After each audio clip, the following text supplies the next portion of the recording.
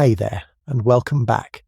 If you are already in bed, lights low, the day behind you, then let your mind drift, just for a moment, away from wherever you are tonight to a long valley east of Paris, where the river Marne runs slowly westward through farmland and little villages and tall stands of poplar, on an autumn evening in the year 1896.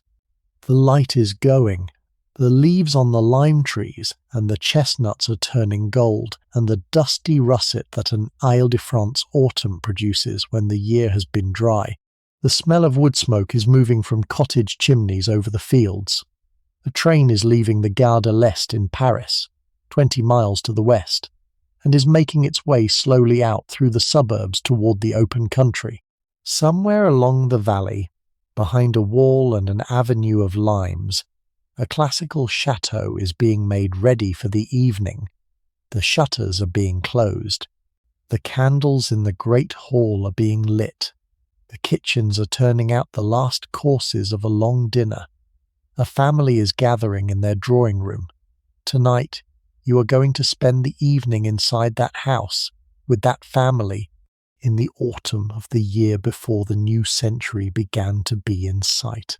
If you have not yet subscribed to the channel, please do, and let me know in the comments where you are listening from tonight. One of the loveliest things on a script like this is hearing where people are scattered over the world. Country houses with long layered histories exist almost everywhere. The big one near where I grew up had been 3 different things across 3 centuries. Wherever you are tonight, there is almost certainly some old building near you that has held more than one life. Tell me what your version of it is and what era of it most appeals to you when you imagine yourself inside it. The chateau you are about to visit has at least 3 lives stacked on top of each other: a financier's folly, a royal mistress's retreat, and now, in the year we are about to enter, a Jewish banking family's country home at the height of Belle Époque France. I would love to know which of those would have drawn you in. So, tonight we are going to do something that the historical record on this particular house makes both possible and quietly remarkable. We are going to spend a single autumn evening at the Château de Champs-sur-Marne, 20 miles east of Paris, in the year 1896. In the company of the family who had bought the house the previous year and who were now settling it into a new chapter of its long life. The house itself had been built almost 200 years before, in the first years of the 18th century, as the country retreat of a financier of the Regency named Paul Poisson de Beauvalet, who had risen from a humble background to become among the richest men in France, and who had spent some of his money on a modest, elegant, classically proportioned chateau just upstream of the village of Champs-sur-Marne. The house had then passed through a sequence of noble owners over the 18th century, including, for 2 quiet years in the late 1750s, the Marquise de Pompadour, the most famous royal mistress in French history, who had rented it as a retreat from the relentless choreography of the court at Versailles. In the long century that had followed her departure, the house had drifted through other owners, other generations, other modes of country life, and then, in 1895, it had been bought by Monsieur and Madame Louis Cahen d'Anvers, a banking couple of the Parisian Jewish haute bourgeoisie, who had brought their 5 children, their Renoir paintings, and the patient, gentle taste of a wealthy, cultivated family into a house that had been waiting, in some sense, for someone like them to come and live in it again. Tonight, you are going inside. The journey to the house is the journey by train from the Gare de l'Est, which is where any Parisian visiting Champs-sur-Marne in the 1890s would have begun their day. The train is the Strasbourg line, leaving Paris at the end of the working afternoon, threading slowly out through Pantin and Bouvigny and noisy Le Sec and the long suburban sprawl that the eastern edge of Paris was already producing by this date. The carriages are warm and yellow lit. The autumn evening is going dark outside the windows. The train slows for each small station, and lets a few passengers down. After about 40 minutes, you reach the station at Noisy-le-Vert, which is the nearest stop to Champs-sur-Marne and which the household has arranged a carriage to meet. The carriage is a minor closed brougham with the family arms on the panel. The coachman touches his hat. The luggage goes up. The horses move off through the dusk of a narrow French country town that is settling itself for the evening. The boulangerie shutting up its windows, the lamplighter making his rounds. A few villagers moving home from the day's work. The road runs alongside the Marne for a stretch, then turns inland through fields, then enters the village of Champs-sur-Marne. The gates of the chateau open as the carriage approaches them. The avenue of lime trees runs up to the house. The lit windows on the south front come into view. The carriage rounds the great gravel sweep and stops at the foot of the steps. The door of the entrance hall is already open. A footman comes down with a lantern.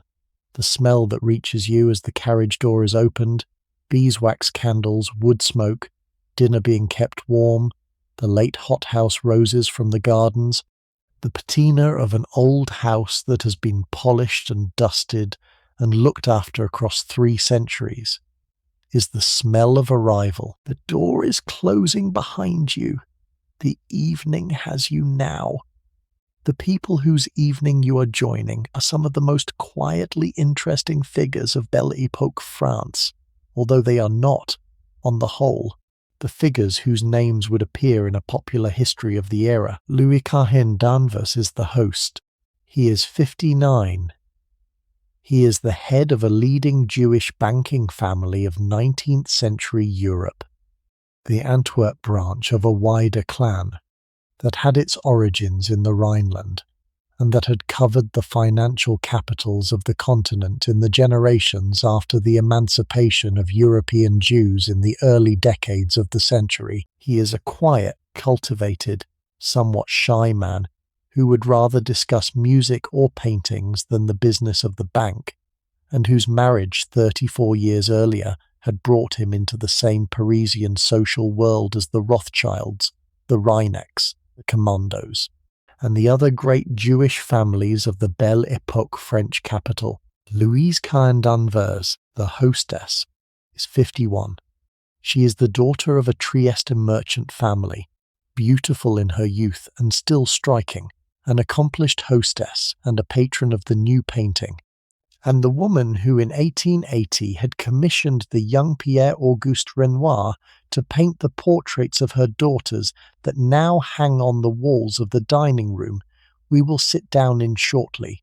Their daughter Irene, the eldest of the 5 children, 24 years old and married for the past 5 years to the Comte Moise de Commando, is here for the autumn from her own house in Paris. Her younger sister Elizabeth, 22, is also at the house. The younger brothers, Hubert and Charles, are in Paris with their tutors. The painter himself, Renoir, is not present tonight. Although his work fills the dining room, you will be in the rooms with the family the way anyone present in those rooms that evening would have been at a distance, in glimpses, in the unhurried pattern of a country evening with no particular event to organize it, which is to say, quietly, partially, and entirely real. So settle in. The hall fire is burning.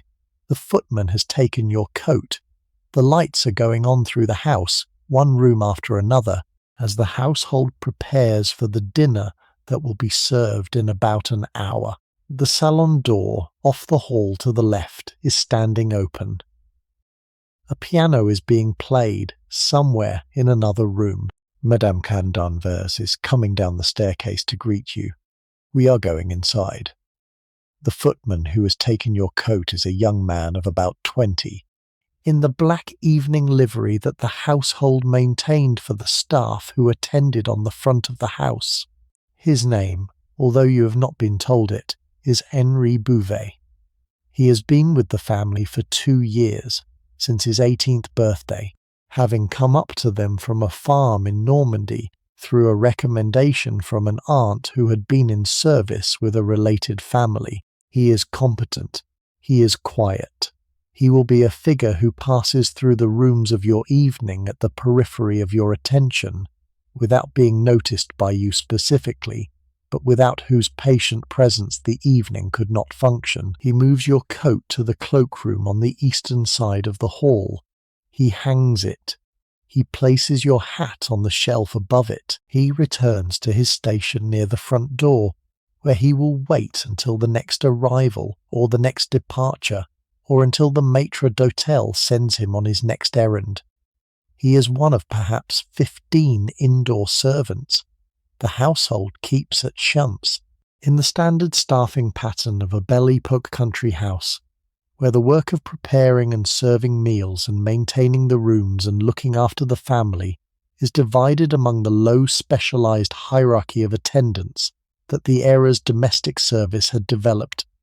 The maître d'hôtel, a man of about 50 in the black coat and white waistcoat that the senior household servants wore in the evening, has appeared at the door of the salon to receive you formally. His name is Jacques Mercier. He is the cousin of Honoré Mercier, the butler, who is at this moment in the cellar working out the wines for the evening. The two Mercier cousins between them have been with the Cahen d'Anvers since the late 1860s, having come to them from a service family in the Salon, whose father had been a steward to one of the lesser Rothschilds in the previous generation. The two cousins run the indoor staff of the household between them. Jacques is in charge of the dining room and the rooms of the family's daily use. Honoré is in charge of the wines and the silver and the more ceremonial occasions.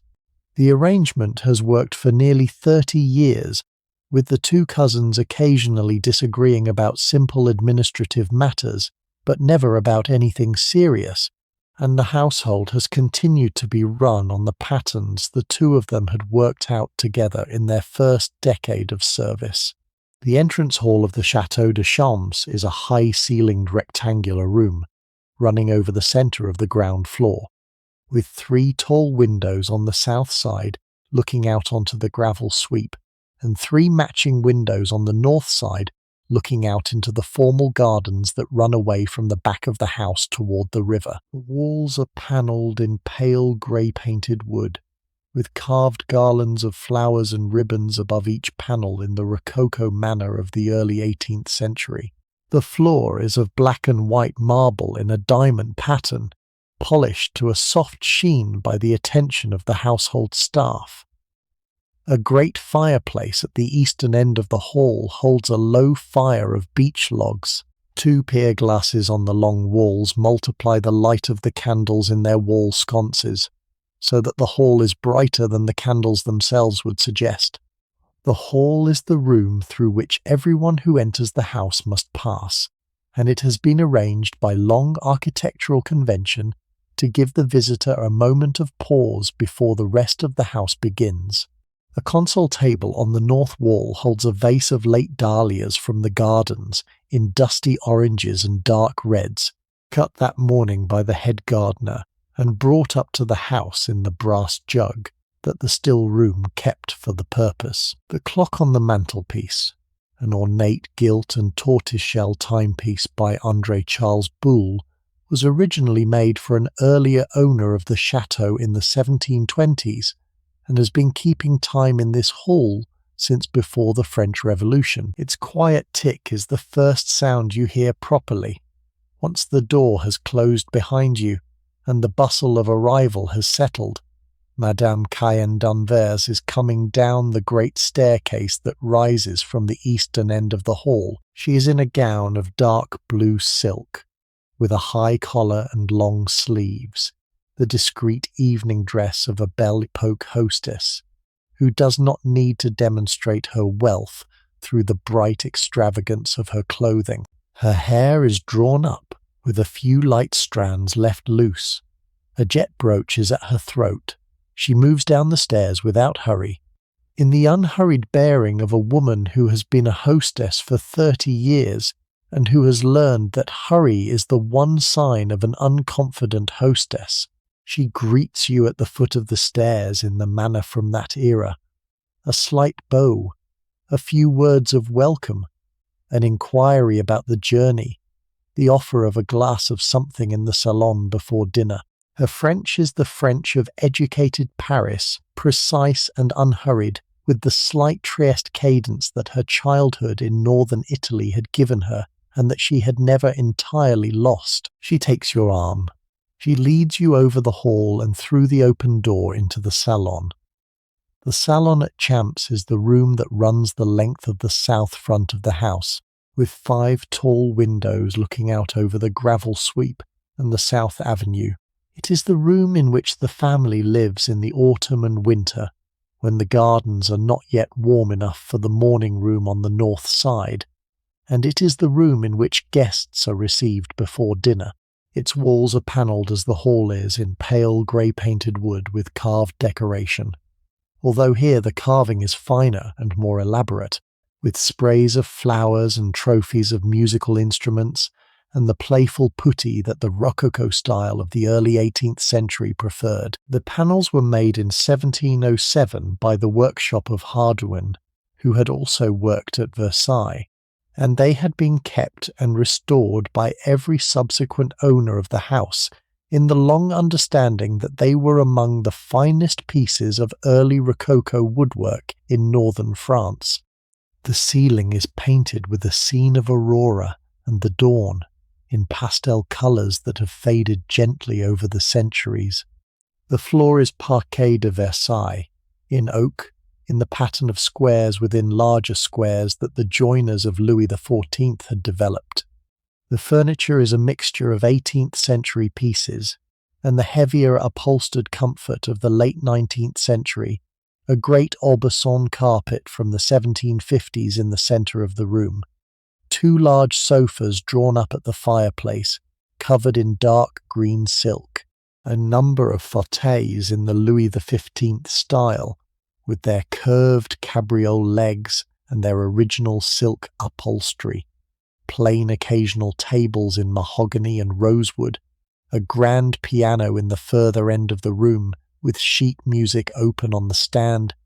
2 people are in the salon. Monsieur Louis Cahen d'Anvers is seated in one of the fauteuils near the fire, with a book in his hand and a little glass of sherry on the table beside him. He rises as you enter, with the slight unhurried courtesy of a man who has been receiving guests in country houses for 40 years. He is shorter than his wife, and slighter in build, with grey hair and a neat grey beard, dressed in a black evening coat and a white waistcoat. His face is the sort of quietly attentive face that the photographs of late 19th century men of business have given us. A little tired, a little watchful, the eyes more interesting than the conventional formality of the rest of the expression would suggest.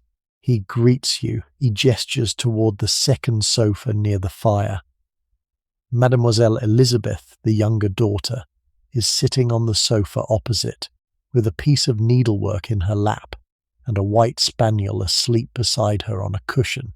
She is 22, slim, dressed in a paler version of her mother's blue, with her hair in the soft chignon that the fashions of 1896 had brought back from the more elaborate styles of the previous decade. Her face is the face that hangs 15 years younger in the dining room next door, the face that Renoir painted in 1881 when she was 6, in the great double portrait of herself and her elder sister Alice that the Cahen d'Anvers family would later come to refer to, with the sort of unsentimental affection that the family had for the paintings, simply as Rose et Bleu. She sets down her needlework and stands.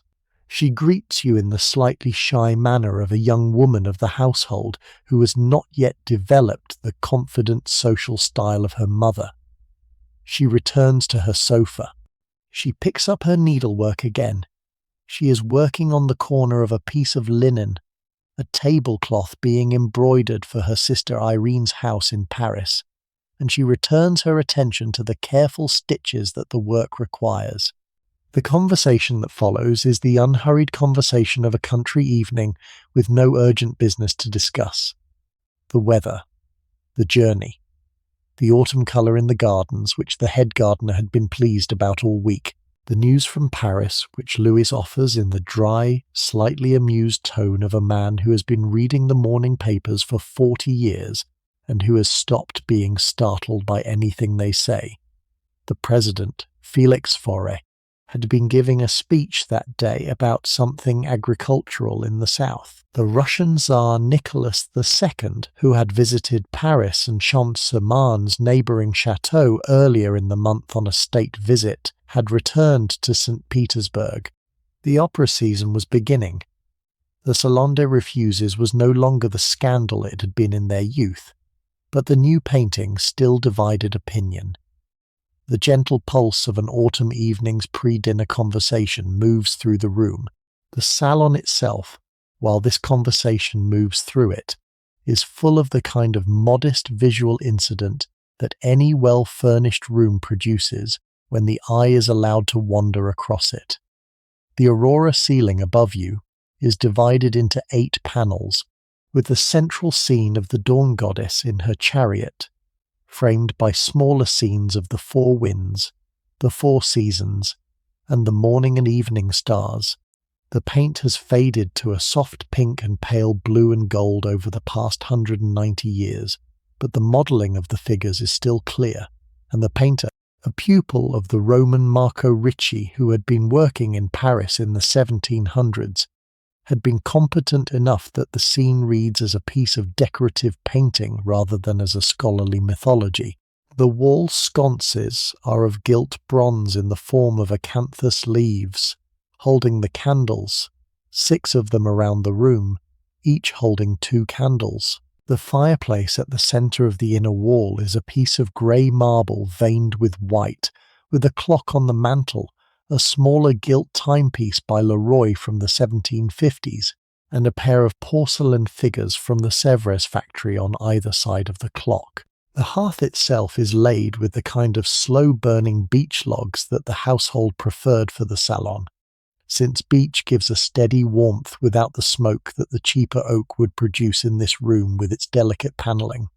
On the wall opposite the windows, between 2 of the wall sconces, is a small landscape painting by Camille Corot, which Louise had bought in 1875 at a sale at Drouot for what she had thought, at the time, was a substantial price, and what had turned out, 2 decades later, to have been a bargain. The painting shows a view of the Italian Campagna in early morning, with a group of figures by a stream and a line of trees behind them, and the soft silvery light that Corot's late paintings specialized in. It is the only Corot in the room. The rest of the wall hangings are 18th century, 2 minor landscapes attributed to Hubert Robert, on the wall by the door, a set of 4 engravings of Roman ruins by Piranesi between the windows, a single mirror in a gilt frame above the fireplace that reflects the room back at itself in the warm half-light of the candles. The smell of the salon at this hour is the smell that the great drawing rooms of late 19th century French country houses had developed over the long evening habits of their owners' beeswax from the polished wood smoke from the fire, the faint tobacco of the host's cigars from earlier in the day, the dried lavender that the housekeeper had hung in little bundles from the wall sconces during the summer, and that still gave off the smell of last summer's stems, and underneath all of it the cool, dry smell of the polished marble of the fireplace and the silk of the upholstery. The room has, in its mixture of scents, the quality of a room that has been lived in for many years by people who know how to maintain the air of a drawing room over the slow turning of the seasons. After a few minutes, Monsieur Cahen d'Anvers, who has noticed you looking at the carved panelling, offers to tell you a little of the house's history before dinner. He has become, in the year since the family bought the property, something of an amateur historian of the place. He has read the surviving records. He has corresponded with local antiquarians. He has worked through the inventories that the previous owners had left in the muniment room. The story of how this particular house came to be standing where it stands is a story he enjoys telling, and the autumn evening before a quiet family dinner is the right moment for him to tell it. The man who built the house was Paul Poisson de Beauvalet, who in the first years of the 18th century was among the richest men in France. He had been born in 1660 or thereabouts, the son of a modest provincial tax official, and he had risen through the world of French royal finance by the combination of intelligence, ambition, and a moral flexibility that the financial system of Louis XIV's late reign required of those who succeeded in it. He had begun as a clerk in the office of one of the great tax farmers, the men who paid the crown a lump sum each year for the right to collect a particular tax across a region of France, keeping whatever they could extract above the contracted figure as their personal profit. He had risen through the tax farms by his ability with figures and his willingness to take risks. By the 1690s, he was a tax farmer himself. By the early 1700s, when France was bankrupting itself in the wars against William of Orange and the Grand Alliance, he was lending money directly to the royal treasury at rates of interest that the crown would later regret. By 1707, when this house was being completed, he was the personal banker of the Princess Palatine, the sister-in-law of Louis XIV, and a dominant figure of the late Versailles court, and he had become so visibly wealthy that the public hostility of Parisian opinion against him was, in the dry phrase of one contemporary observer, beginning to become inconvenient. He had bought the land for the chateau in 1699 from the previous local seigneur, a minor noble whose family had been at Champs-sur-Marne since the late Middle Ages, and whose finances by the late 17th century had become difficult enough that selling the family estate was the only remaining option. The site was perfect for the kind of country retreat Beauvalet wanted to build. It was 20 miles east of Paris, close enough to be reached in a single day's drive by carriage, far enough to be genuinely in the country. It sat above the south bank of the Marne, on a slight rise that gave a long view over the river valley. The soil was good, the water was clean, the local village was narrow and would not interfere with the privacy of the estate. He commissioned the architect Pierre Bullet, a leading domestic architect of the late 17th century, to design the house and the gardens.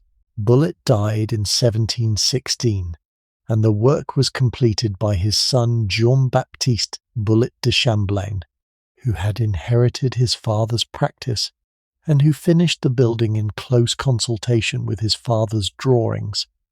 The design they produced was a single-block rectangular house of 2 main stories above a half-basement, with the ground floor raised about 6 feet above the gravel sweep to give the principal apartments their proper dignity. The plan was symmetrical, with the entrance hall at the centre of the south front and the principal reception rooms, the salon, the dining room, the library, and the music room, running along both fronts of the ground floor in a sequence that allowed a guest to walk in a circle through the house without ever having to retrace their steps. The bedrooms were on the first floor, with the great suite for the master and mistress at the centre of the south front above the salon, and the guest rooms running along both sides. The servants' rooms were in the half-basement and in the attics under the steep slate roofs. The principal facades were of dressed stone with stone quoins and dressings. The ironwork was by the best Parisian smiths of the day, and the panelling of the principal rooms was by the Hardouin workshop that had also done work at Versailles and Marly. The whole house, when it was completed, was perhaps the most refined low-country residence built in the Ile-de-France in the first decade of the 18th century. The man who built it, however, did not enjoy it for long. In 1716, the year after the death of Louis XIV, the new Regency government of the boy king Louis XV set up the Chambre de Justice, a special court charged with investigating the financial dealings of the late reign and recovering whatever could be recovered of the corrupt fortunes that had been built up by the tax farmers and royal financiers. Beauvalet was an obvious target. He was arrested. He was imprisoned in the Bastille. His enormous fortune was confiscated. His property was seized. The Château de Champs, which he had built only 8 years before, was taken from him and sold for the benefit of the royal treasury. He himself was eventually released, broken in health and reputation, and died in obscurity in 1719. The house he had built passed to its second owner, a Madame de la Roche, who had bought it at the auction of his property, and the long sequence of subsequent owners that the 18th century would bring to the house had begun. The family in the salon listens to Monsieur Cahen d'Anvers tell this story with the unhurried attention of people who have heard it before but who like the way he tells it. Madame Cahen d'Anvers smiles at the figure of Beauvalet.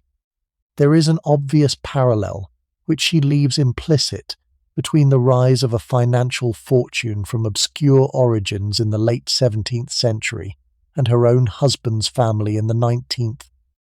A similar combination of intelligence and patient accumulation, a similar movement from money into country houses and refined collecting, and a comparable vulnerability to the political moods of the era. The Cahen d'Anvers do not, in 1896, expect to be arrested and stripped of their property in the way Beauvalet was. But the story is told, all the same, in the unspoken understanding that the long history of European Jewish banking families had taught them that the security of a financial position was always in some measure conditional on the politics of the moment. The story of Beauvalet is, for the family, a story about the house. It is also, in some quieter way, a story about themselves. The story of the 18th century owners of Champs, between Beauvalet and the Cahen d'Anvers, is the story of a house passing through the hands of a sequence of figures of the Ancien Regime nobility, each of whom held it for a stretch of years and then sold it on. The Princess of Conti owned it briefly in the 1720s. The Marquis de Levis owned it through the 1730s and into the 1740s. The Duc de la Vallière, a great-grandson of the Louise de la Vallière, who had been the first acknowledged mistress of Louis XIV in the 1660s, bought it in 1739 and held it for almost 3 decades until he sold it in 1763. It was this Duc de la Vallière who in the late 1750s made the loan of his country house to the Marquise de Pompadour that brought the house into the second of its great chapters. The Marquise de Pompadour by 1757 had been the official mistress of King Louis XV for 12 years. She had risen, like Beauvalet before her, from a bourgeois background born Jeanne Antoinette Poisson in 1721, the daughter of a man whose own commercial activities had been precarious enough that there had once been a brief order for his arrest. She had been educated by the calculated investment of her mother and her mother's patron, Charles Lenormant de Tournehem, to an unusually high standard for a girl of her class. She had been beautiful, witty, and from her earliest adolescence, aware that her looks and her wit might be put to the use of social advancement on a scale that her family's actual position could not have supported on its own. She had married at 19 a young financier named Charles Guillaume Lenormant d'Etioles, who had brought her the country house of Etioles in the forest of Senart, where she had begun to be noticed by the wider Parisian beau monde for the salons she ran. She had been presented to the king by careful arrangement at the masked ball at Versailles in February 1745 that celebrated the wedding of the Dauphin. The king had noticed her. The relationship had begun within weeks. She had been installed at Versailles by the autumn. She had been made Marquise de Pompadour with her own estate and her own title by the following summer. She had been the official maîtresse and tâtre of the King of France for 12 years by the time she came to rent Champs. The relationship by 1757 had changed in nature. Pompadour was 35. She had stopped sharing the king's bed several years before by her own choice, in the cooler understanding that the physical relationship was not the durable centre of what she meant to him. She had transformed herself, with the king's full agreement, from his mistress into his most trusted friend, advisor, and political confidant. She managed his patronage. She advised him on ministerial appointments. She conducted, through her own confidential correspondence with the various European courts, a parallel diplomatic channel that ran alongside the official one of the foreign ministry. She had become, by the late 1750s, among the most powerful women in Europe, in spite of the fact that her formal position remained that of an unmarried bourgeoise of irregular life, who had no constitutional standing whatever in the structures of the French monarchy. The court hated her. The pamphlet press of Paris attacked her without remission. The king's family, especially his daughters, treated her with the cold contempt of the legitimate Bourbon blood for the unfortunate woman their father had elevated above them. She bore it all with the bright, unhurried public composure that the role required. But it had a cost. She came to Champs in the autumn of 1757, looking for relief from the relentless surveillance of Versailles. The king had agreed that she might absent herself from the court for periods of a few weeks at a time on her health, and she had been looking for a simple country house close enough to Versailles to be reached in a day's drive, but far enough to be genuinely outside the court's daily life. The Duc de la Vallière, whose own friendship with Pompadour was long and warm, offered her the use of Champs. She accepted. She moved into the principal first-floor apartment of the house, the one above the salon, with her own plain household of confidential servants. She redecorated her bedroom and her boudoir to her own taste, at the Duke's expense and her own. She filled the rooms with the things she had brought from her other establishments, her books, her writing case, her embroidery, her little portraits of the king and of her dead daughter Alexandrine, and she settled in for the autumn of 1757 and the spring and summer of 1758 and the autumn and winter that followed, for 2 years in all, in the unhurried country stillness that she had not known since her early life at Étioles. She rode in the forests of the Marne Valley in the mornings. She received a handful of intimate friends at lunch. She wrote her letters in the afternoons, sitting at her writing table at the window of her boudoir, looking out into the gardens that ran down to the river. She slept early. She read in bed. The rooms she lived in are still there, 2 flights above the salon you are sitting in. They have not been substantially altered since she left them in early 1759. Each of the families who has owned the house since has, by some unspoken collective agreement, kept her bedroom and her boudoir essentially as she had them. The Cahen d'Anvers, when they bought the house, were told by the previous owner about the Pompadour rooms, and were taken up to see them on the second viewing of the property, and decided on the spot that they would not change them.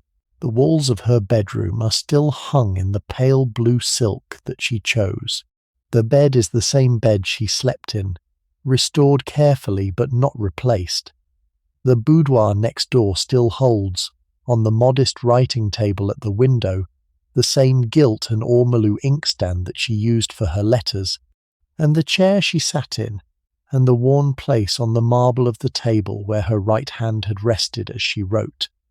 The room is, in this respect, a kind of intimate accidental shrine to a woman who had been gone for almost 140 years, and whose physical presence had been preserved in the patient continuity of the household objects that had outlasted her. The family does not go up there often. The room is shown to interested visitors before dinner, on occasions when there are interested visitors. It is, in the rhythm of the house, a place of quiet rather than of daily life. Madame Cahen d'Anvers, in the salon, mentions that you might like to see the Pompadour rooms after dinner, if you have not had them shown to you on a previous visit. She herself, she says, finds them moving in a way she had not expected when she first saw them. not because of the 18th century furniture, which any of the great Paris collections can show you in greater quantity and finer quality, but because of the specific traces of a particular woman's actual life, the worn place on the table, the slight discoloration of the silk where her shoulder had rested against the wall as she read in bed, the pages of a book of devotional verse left on the bedside table with one passage marked by a ribbon. Pompadour had not been a sentimental woman by every account that her contemporaries left of her. But the rooms at Champs are the rooms that the only really private stretch of her adult life had been spent in, and the traces she left there have a kind of intimacy that the more public spaces of Versailles cannot now produce. Madame Cahen d'Anvers does not labour the point. She mentions it. She moves on. Monsieur Cahen d'Anvers, who has clearly enjoyed the chance to talk about the house, adds a few more details about what is known of how Pompadour actually spent her time during those 2 years at Champs.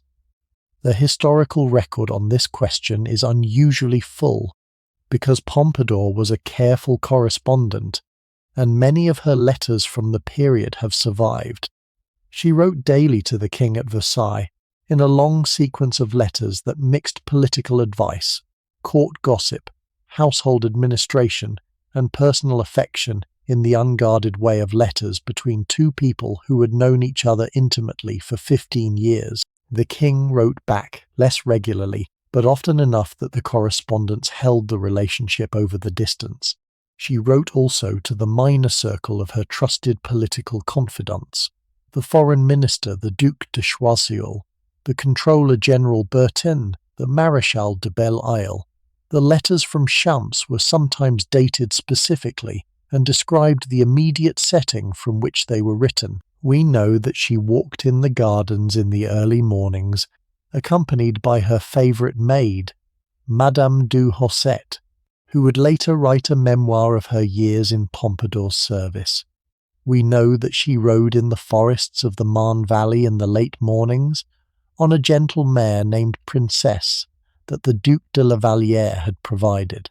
We know that she received specific visitors at lunch on specific days, the Abbé de Bernis, her old friend from her early years at court, who had since become a cardinal, the painter François Boucher, who came once from Paris to discuss a commission and stayed 2 days. We know that she read in the afternoons the new histories and memoirs that the printers of Paris were producing in the late 1750s, Voltaire's recently completed Essai sur les Murs, the memoirs of the Cardinal de Retz, new edition of Madame de Sévigné's letters that had appeared in 1754. We know that she ate sparingly since her digestion had been delicate for some years. We know that she slept poorly, since her health had been deteriorating over the second half of the 1750s, and the constant headaches and the chest complaints that would eventually kill her in 1764 had already begun. The 2 years at Champs were, in this respect, the years of an active, intelligent woman in her late 30s, trying to manage her own gradual physical decline while keeping intact the political relationships at Versailles that her position depended on. The retreat to Champs was not a holiday in any modern sense. It was a kind of recuperative working absence, in which she could function at a slower pace, attend to her health, and continue the political work of the maîtresse and titre at a distance that her body could sustain. She returned to Versailles in the spring of 1759, partly because the king had asked her back, and partly because the 7 Years' War, which had been going badly for France, required her presence at court to manage the political response. She would not see Champs again. She died at Versailles 5 years later, of a chest illness probably related to the tuberculosis that had been undiagnosed in her for years, at the age of 42. The king kept her in his apartments through her last illness, contrary to court protocol, and she died in his rooms with his hand in hers. Her funeral, by her own request, was without state honours. Her body was carried in the rain from the palace to the parish church of the Capuchins in Paris, where it was buried in the family vault of the Lenormand d'Etiolles, with the king watching the cortege from a window of the palace, because the protocol prevented him from attending in person. The story of her death, like the story of her life, was among the genuine love stories of the 18th century French court, in spite of all the political complications and the public hostility and the personal complications of her situation as the long-term mistress of a married king. The 2 years she had spent at Champs were, in the long view of her life, the closest she had come to the kind of unhurried country existence that her early life at Etioles had given her, and that her years at court had taken away. The rooms upstairs are, in this respect, the narrow physical memory of the only really private stretch of an extraordinary public life. Madame Cahen d'Anvers, who has heard her husband tell this part of the story before, listens with the patience of a wife who has heard her husband on the subject of Pompadour many times over the past year. Elizabeth, on her sofa, has set her needlework aside and is listening more carefully. The figure of the 18th century mistress, with all her political power and her physical fragility and her private affection for the king, has a kind of immediacy in this house that the standard schoolroom accounts of her cannot quite achieve. The traces she left in the rooms upstairs make her a particular person rather than a historical type, and the family in the salon are, on this autumn evening of 1896, the temporary custodians of that particularity. At about 8 in the evening, the maître d'hôtel appears at the door of the salon and announces that dinner is served. The family rises. Mademoiselle Elizabeth sets down her needlework and folds it into its workbox. The white spaniel, who has slept through the past hour at her feet, lifts his head briefly and then settles back into the cushion. Monsieur Cahen d'Anvers offers his arm to his wife. Madame Cahen d'Anvers takes it. The family processes over the hall in the unhurried country pattern that the formality of Paris does not quite require, and that the family enjoys precisely because it does not. The dining room is on the north side of the house, opposite the salon, with its 3 tall windows looking out into the formal gardens. The shutters are drawn. The room is lit by the candles in 2 large silver candelabra on the table, and the wall sconces against the panelling. The dining room at Champs is in some ways the most beautiful room in the house. The proportions are perfect. The room is square, perhaps 18 feet on each side, with a high ceiling painted with a pattern of trellis and flowers in pale colours. The panelling on the walls is the original 1707 work of the Hardwin workshop, painted a soft, pale grey, with the carved decoration picked out in dull gold. The fireplace at the eastern end is white marble veined with grey, with a painting in an oval frame above it of a young woman in early 18th century dress, looking out of the frame with the calm, direct expression that the formal portraiture from that era preferred. The floor is the same parquet de Versailles as the salon, polished to the same soft sheen. The table is a long mahogany table with 3 leaves set for 5 tonight, the 4 members of the family present, and yourself. The chairs are Louis XV fauteuils with their original silk upholstery, restored carefully but not replaced. The walls of the dining room hold the Renoir paintings. There are 4 of them, hung in the spaces between the windows and the panelling. The largest is on the wall opposite the fireplace, the great double portrait of Alice and Elizabeth Cahen d'Anvers, painted by Renoir in 1881, when the girls were 7 and 6. The 2 girls stand together in a wooded landscape, in their pink and blue silk dresses, holding hands, Alice slightly behind Elizabeth, both of them looking out of the frame with the careful, unsmiling expressions that younger children produced when sitting for a portraitist they did not know well. The colours are the pink and the blue that the painting takes its informal name from. The face of Elizabeth, who is sitting at the dining table beside you tonight, is the same face 15 years older, with the same eyes and the same shape of mouth, recognizable through the bridge of years that the painting and the sitter together build between the visitor and the present. On the wall to the right of the fireplace is the smaller single portrait of Irene, painted by Renoir in 1880 when she was 8, alone in a garden, with her long red gold hair falling loose down her back. The painting is among the most famous portraits Renoir ever painted. It hangs in this room because the Cahen d'Anvers commissioned it from him, paid him for it, and have owned it ever since. 2 further paintings, smaller still, are of the 2 younger boys, Hubert and Charles, painted later in the 1880s when Renoir was a less startling presence in the family's life, and the portraits had become a routine commission rather than the event that the first commissions had been. The relationship between the Cahen d'Anvers family and Renoir, which the paintings on the walls do not entirely reveal, was a complicated one.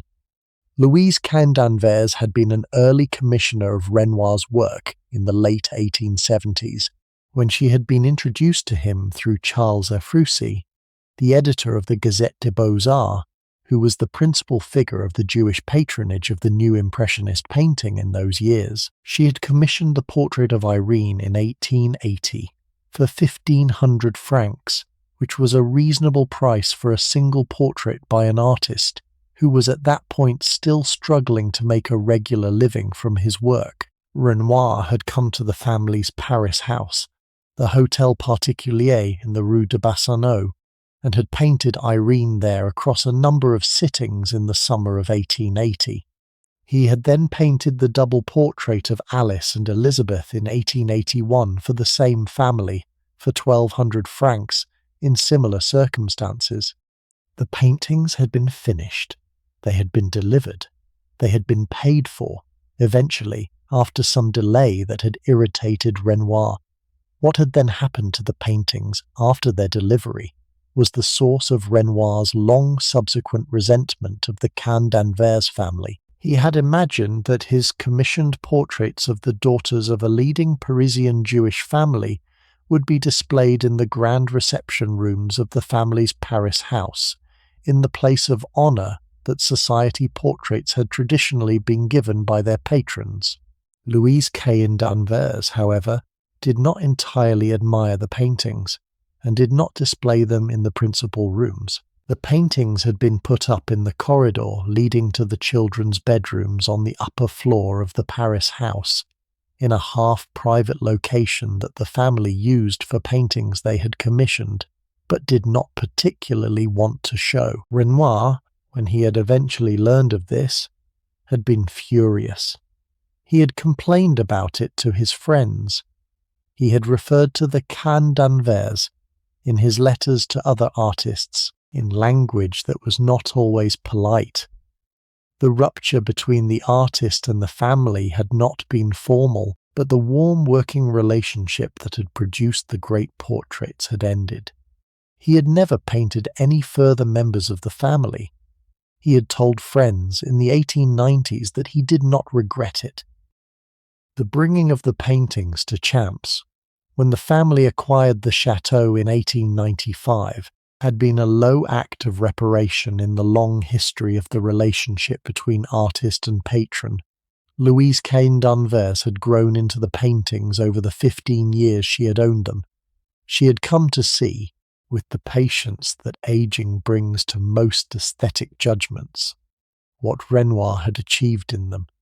She had decided, when the new house was being prepared, that the dining room at Champs should be hung with the 4 Renoirs and nothing else. The decision had not been communicated to Renoir himself. He would not in any case have visited the house, but it had been a quiet correction on her part of the early misjudgment that had so wounded the artist. The paintings hang here now, in the room that the family eats in every evening, in the place that Louise had not given them in 1880. The painting of Irene, on the wall to the right of the fireplace, is the painting most worth looking at carefully over the slow movement of the dinner. The girl in the painting is 8 years old.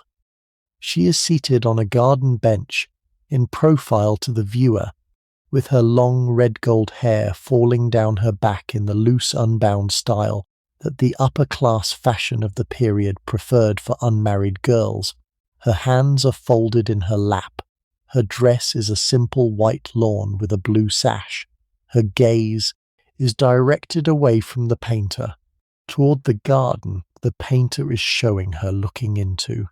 The garden behind her is a wash of greens and yellows, and the small pink of the late summer flowers that Renoir had been painting in the gardens of friends over the previous decade. The technique of the painting is the loose impressionist brushwork of Renoir's early maturity, with the figure of the girl carried by long quick strokes that also shape the background, so that the painting is in the most literal sense of a piece. The girl in the garden around the girl, all made by one hand in one moment of patient attention to the colour values of the autumn afternoon. The painting is not a flattering portrait in the conventional sense. It does not present Irene in the formal display of her social position. It presents her in the simple observed accuracy that Impressionist portraiture had been working toward over the previous decade, as a girl on a bench in a garden in the light of a specific afternoon in 1880. The painting had taken Renoir about 10 sittings to complete over the summer months of that year. Irene had been brought to his studio in the Rue Saint-Georges, on the right bank near the Gare Saint-Lazare, by her governess, twice a week through July and August. The girl had not enjoyed the sittings. She had been required to sit very still for 2 or 3 hours at a stretch, with the bench made out of the same wooden chair she had sat on for the duration of the work. She had been bored. She had been, in her own later recollections, slightly afraid of the painter, who was 40 years older than she was, and who had the brisk, informal manner of an artist who had never been particularly polite to his sitters. He had not made conversation. He had worked steadily. With the cigar he was rarely without, and the brushes he was always changing, in the patient concentration that the technique of the painting required. The garden setting in the painting was not the garden of the Cahen d'Anvers Paris house. It was a composite garden that Renoir had assembled from elements of various gardens he had painted in the previous 5 years. The garden at Argenteuil that Monet had used, the garden of the Maison Fournaise at Château, where he had painted the boating party the previous summer, the small enclosed garden of his own apartment building in the Rue Saint-Georges. The painting placed Irene in a generalized summer afternoon garden of the kind Renoir's painting was concerned with at that period. The result, in spite of Irene's discomfort during the sittings, was among his finest portraits. The double portrait of Alice and Elizabeth on the opposite wall had been a more difficult commission. The 2 girls had been 6 and 7. They had not been able to sit as still as Irene had. The painting had required nearer 15 sittings rather than 10, and Renoir had been impatient through several of them.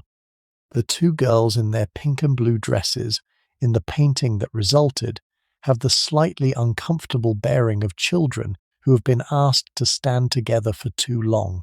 Their hands are clasped. Their faces are composed in the deliberate small child expression of children whose mothers have told them not to make faces.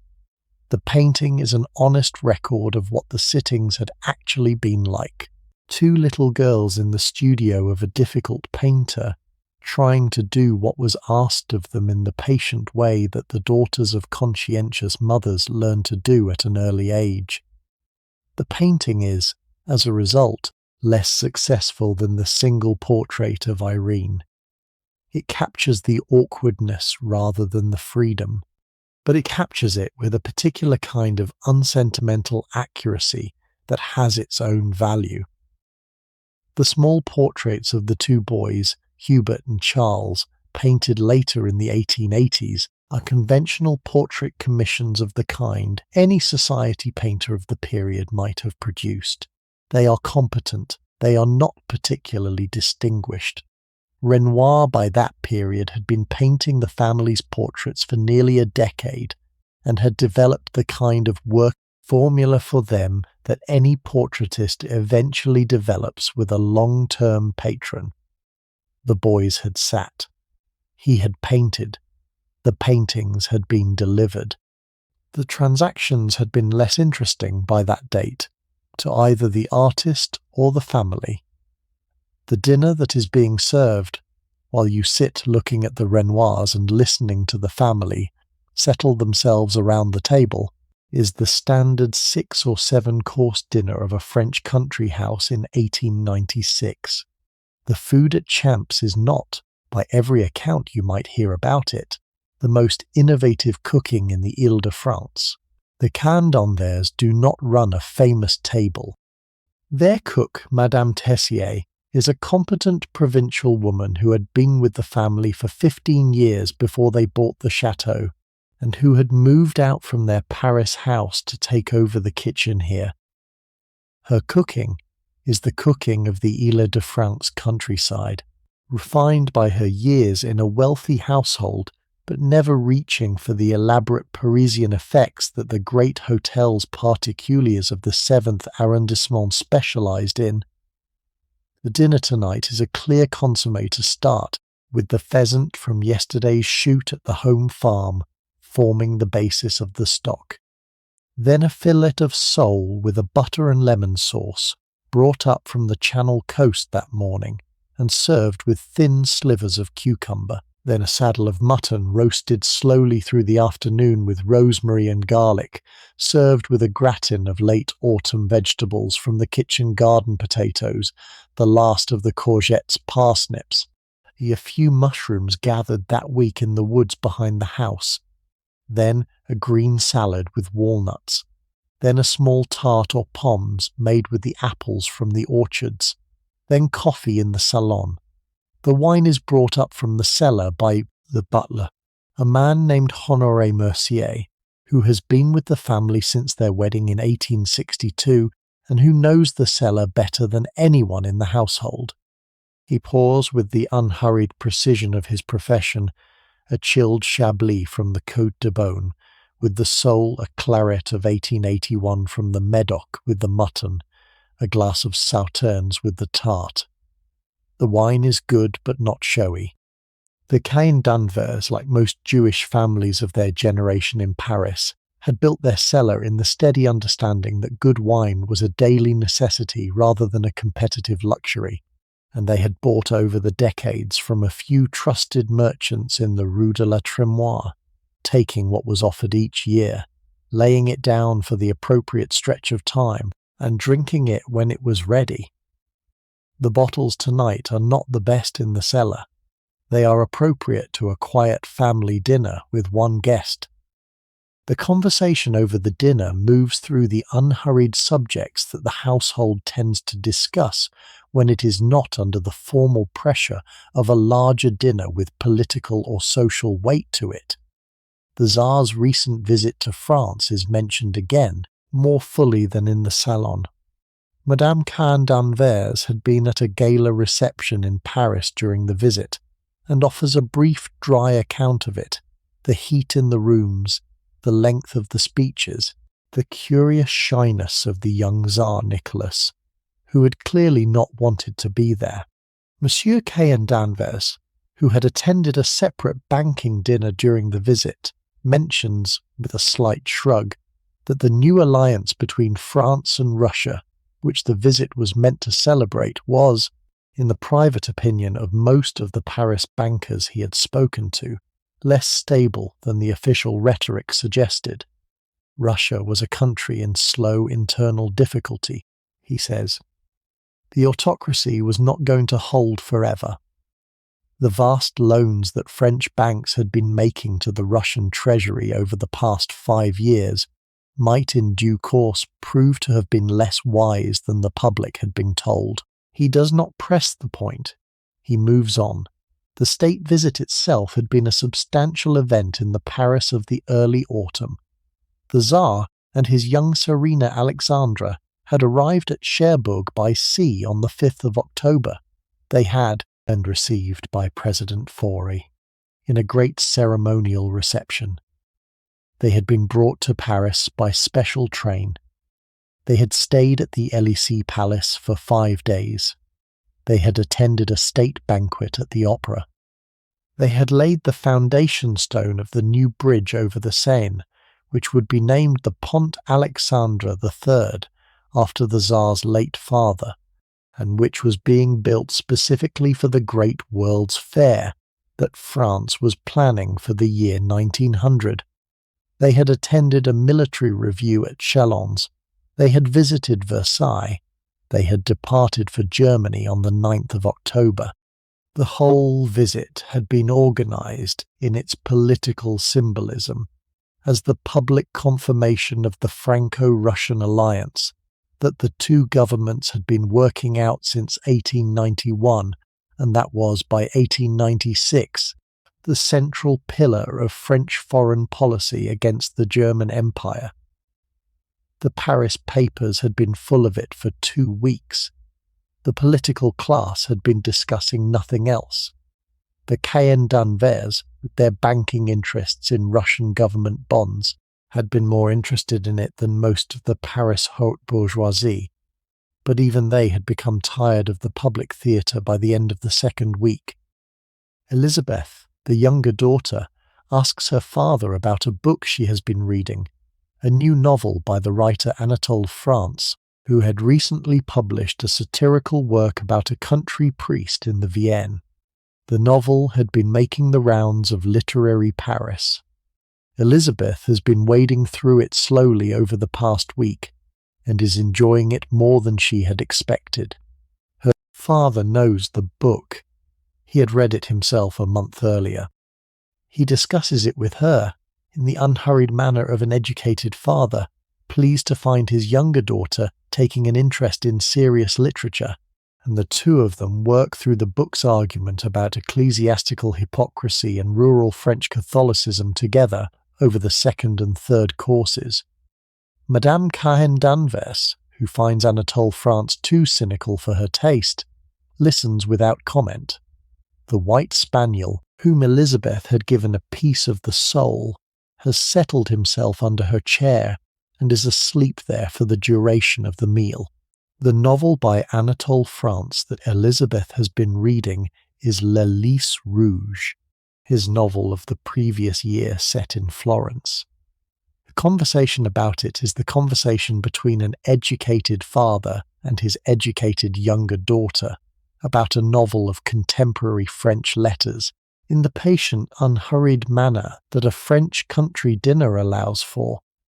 France himself, the novelist, had been at one or two of Madame Cahen d'Anvers's Tuesdays the previous season. Elizabeth had met him there. She had not particularly liked him in person.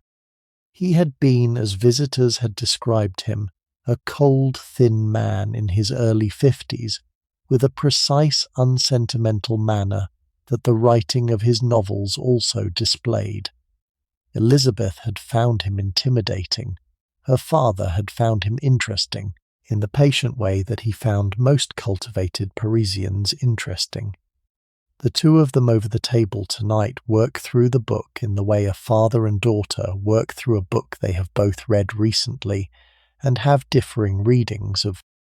The conversation turns at some point in the third course to the question of the family's children in Paris, the two boys with their tutors, the elder daughter Irene in her own house at the Rue Hamelin, the matter of when each of them might next be coming down to Champs. Irene and Moise de Commando have a son, Nissim, 2 years old, who has just begun to walk steadily, and who is, by his grandmother's report, the most enchanting child his grandmother has ever seen. He is to be brought to Champs for Christmas, with his parents and his nurse, in a visit that the household is already preparing for. Madame Cahen d'Anvers describes the boy with the unembarrassed delight of a grandmother in her early 50s who has not yet had time to develop the conventional restraint that older grandmothers are supposed to bring to the subject of their grandchildren. Her husband listens with the patient amusement of a man who has heard her on the subject of Nissim before, and who has come to understand that no further child will be more important to her than this first grandson. The fact that the boy is Jewish, with all that meant in the political weather of France in the autumn of 1896, is not mentioned at the dinner table.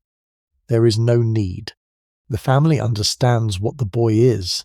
They understand what the country around them was. They speak about him in the warmth of his particular sweetness, and they let the wider considerations rest. The conversation continues, over the fourth course, to the wider question of the Paris art world that the Cahen d'Anvers have been part of for 2 decades. Charles Ephrussi, who is mentioned by name, has been unwell for some months. He is 57 and has been suffering from the chronic stomach complaints that will eventually carry him off in 1905, and Madame Cahen d'Anvers reports on his condition with the affection of a friend of long standing. Ephrussi had introduced her to Renoir in 1879, but he had done much more than that over the previous 2 decades. He had been the central figure of the Jewish patronage of the new painting in Paris. He had collected the Impressionists in their difficult early years, when the official salon would not show them, and the public would not buy them, and he had used his position as editor of the Gazette des Beaux-Arts to argue, in the careful authoritative prose of an art historian who knew the older traditions, for the seriousness of the new work. The names of the painters he had championed, Renoir, Manet, Degas, Pissarro, Cassatt, Morisot, Sisley, Monet, were the names that the standard history of the late 19th century French painting would later be built around. He had been right about all of them. He had been right early. He had been right at a moment when being right about them was, for the wider Paris art establishment, a slightly eccentric position to hold. The houses of the Jewish haute bourgeoisie in this period had been where the new painting had first been hung. The Ephrussi house in the Rue de Monceau, the Cahen d'Anvers house in the Rue de Bassaneau, the Commando house in the Rue Hamelin, the Bischofsheim and the Fulda and the Pereire, and the lesser Rothschild houses in the 7th and the 8th arrondissements. The drawing rooms and the dining rooms and the corridors of these houses had been, over the 1870s and the 1880s and into the 1890s, the principal private galleries in which the great early Impressionist paintings had been hung, and from which they had eventually entered the wider French canonical reputation. The reason for this was partly the patient persistence of Charles Ephrussi as the connecting figure, but it was also that the Jewish families of his generation had a particular openness to the new painting that the older French collecting families did not. They were less wedded to the academic painting of the official salon. They had less to lose in the wider standing of their collections by buying work that the establishment regarded as marginal. They were buying for their own pleasure rather than for the maintenance of an inherited collection, and they were buying with the relatively free aesthetic judgment that a relatively recent fortune permits. The new painting reached the wider French public, eventually, through the doors of these houses. It is a small historical irony of the period that the Impressionist canon, which is now the most distinctively French of all schools of 19th century European painting, owes a substantial part of its early survival to the patronage of a community whose Frenchness was, at the same period, being questioned by a section of French public opinion. The conversation moves on, in the unhurried way of dinner conversation, to a few specific recent events in the art world. The death of Caillebotte 2 years before, in 1894, had brought his great Impressionist collection into the public eye, since he had left it to the French state, and the state had been arguing for the past 2 years about whether to accept it. The argument had run through the press at length. The director of the Beaux-Arts had wanted only part of the collection. The painters whose work was in the collection had been arguing for the whole. The compromise that the state had eventually reached, accepting about half the works, had been a small disappointment to the wider Impressionist circle.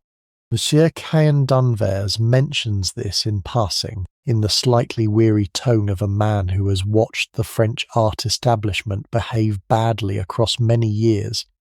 Renoir had been one of the painters disappointed by the outcome. The other painters had been disappointed too. The acceptance of the new painting into the French national collections was happening, but slowly, and with more public argument than the painters of the new generation had been hoping for. The family at this table, the Cahen d'Anvers, were a leading Jewish banking family of 19th century Europe, although their name was not, in 1896, as widely known as the Rothschilds or the Pereiris or the Bischofsheims. The origins of the family were in the Rhineland, where the medieval Jewish communities of Cologne and Mainz and Worms and Speyer had produced the small banking families that the wider European Jewish dispersal of the early modern period had carried over the continent. The Cahen branch had moved north to Antwerp, the great port city of the Spanish Netherlands and then of the southern Low Countries, in the middle of the 18th century. They had built their first business there in the commercial banking that the Antwerp diamond trade had required over the second half of the century. They had accumulated, by the time of the French Revolutionary Wars, a working family fortune that allowed them to weather the disruption of those wars without losing their position. The man who had moved the family to Paris was Meyer Joseph Cahen d'Anvers, the grandfather of Louis Meyer, had been born in Antwerp in 1804. He had taken over the family business from his father in his early 20s. He had married a daughter of the Bischofsheim family, themselves a great Mainz banking dynasty, and through her connections had been brought into the wider European network of Jewish banking that was, in the first half of the 19th century, the dominant private financial system in Europe. He had moved his family to Paris in the late 1840s, partly because Antwerp's commercial position was declining as Brussels, and the new Belgian state took on more of the country's financial business, and partly because Paris in the late 1840s, after the upheaval of 1848 and the establishment of the Second Republic, looked to him like a city in which a new banking house could be built. He had established the Cahen d'Anvers Bank in Paris in 1849. He had been admitted to the small circle of the leading Paris Jewish banks within a decade. By his death in 1881, the bank was one of the established institutions of the Place Vendôme. Louis Cahen d'Anvers, the host tonight, was Meyer's grandson, and he had inherited the bank in 1881 at the age of 44. He was not, in the most active sense of the word, a great banker. He was the third generation of a banking family, and he ran the bank with the patient competence of a man who understood the business, but who did not have his grandfather's hunger for it. The bank under his direction did well, but did not grow as aggressively as it had under Meyer. Its principal business by the 1890s was the financing of railways and government bonds in Eastern Europe, the steady work of investing the capital of the Paris haute bourgeoisie in foreign sovereign debt. The fortune of the family was, by 1896, less the growing fortune of an active commercial banker than the maintained fortune of an established financial dynasty, which Louis was managing through to the next generation in the unshowy, patient way that he had always preferred. His marriage in 1862 to Louise Morpurgo de Núñez had brought him a wife from a similar background, a Jewish merchant family from Trieste, with connections through the Adriatic to the trade between Italy and the Levant, who had moved to Paris in the same wave of Jewish migration that had brought the Cahens there a decade earlier. Louise had been 17 at the marriage. She had been beautiful and quick, more vivid in temperament than her quiet husband, and the marriage had been, by the standards of the era's arranged matches, a successful one. They had 5 children over the next 12 years. They had built their Hotel Particulier in the Rue de Bassano, in the new Haussmann boulevards of the late 1860s. They had become, through the patient social work that Louise had put into it, an established Jewish household of Belle Époque Paris, with the same circle of friends as the Commandos, the Euphrases, the Reinacks, the Folds, and the lesser Rothschilds. Their drawing room in the Rue de Bassano had been a quiet but real salon, where the literary and artistic figures of the new painting and the new writing had been received and entertained. The marriage between them, like most arranged marriages of their generation in their class, had been negotiated by their fathers in the patient back and forth that the Jewish marriage market in Paris in the late 1850s had required. The two families had known each other through commercial connections for some years. Cahen d'Anvers, the bridegroom's grandfather, had visited the Morpurgo family in Trieste twice over the previous decade in connection with shipping business between the Adriatic and the Atlantic. The bride's father, Achille Morpurgo, had visited the Cahens in Paris on a return business trip. The two families had liked each other. The financial arrangements had been worked out over the autumn of 1861, with the bride bringing a substantial dowry from her father's estate and the bridegroom's family settling on her a corresponding pension that would be hers for life, in the standard pattern of Jewish marriage contracts of the period. The wedding had taken place in March 1862 at the Synagogue de la Rue de la Victoire in the 9th arrondissement of Paris, with the chief rabbi of Paris officiating and the wider Jewish community of the city in attendance. Louis had been 25. Louise had been 17. The marriage had lasted by the date of this autumn evening at Champs 34 years. The two of them, across those years, had been a relatively quiet success of the marriage market. They had not been in love at the marriage. They had grown into a kind of working affection over the first decade in the slow process of a young couple of two intelligent people learning each other's particular qualities and limitations. They had been entirely faithful to each other, which was not invariable among the Jewish bankers of their generation. They had divided the work of the household in the pattern the era expected, Louis at the bank in the Rue Lafitte by day, Louise in charge of the house and the children and the social life of the family. They had agreed about the children's education and the children's marriages and the wider work of being a Parisian banking household. They had disagreed in the small ways that any long marriage produces about a few specific questions. Louis had wanted to spend more on the bank's working capital in the 1880s than Louise had thought wise. Louise had wanted to spend more on the art and the social life of the family than Louis had always agreed to. The disagreements had been managed without difficulty. Neither of them had been the sort of person who took disagreements with their spouse to the point of bitterness. They had ended up, by their middle years, the kind of long-married couple whose mutual habits had become deeper than the original individual preferences that had produced the marriage. They had become, in some real sense, a single household.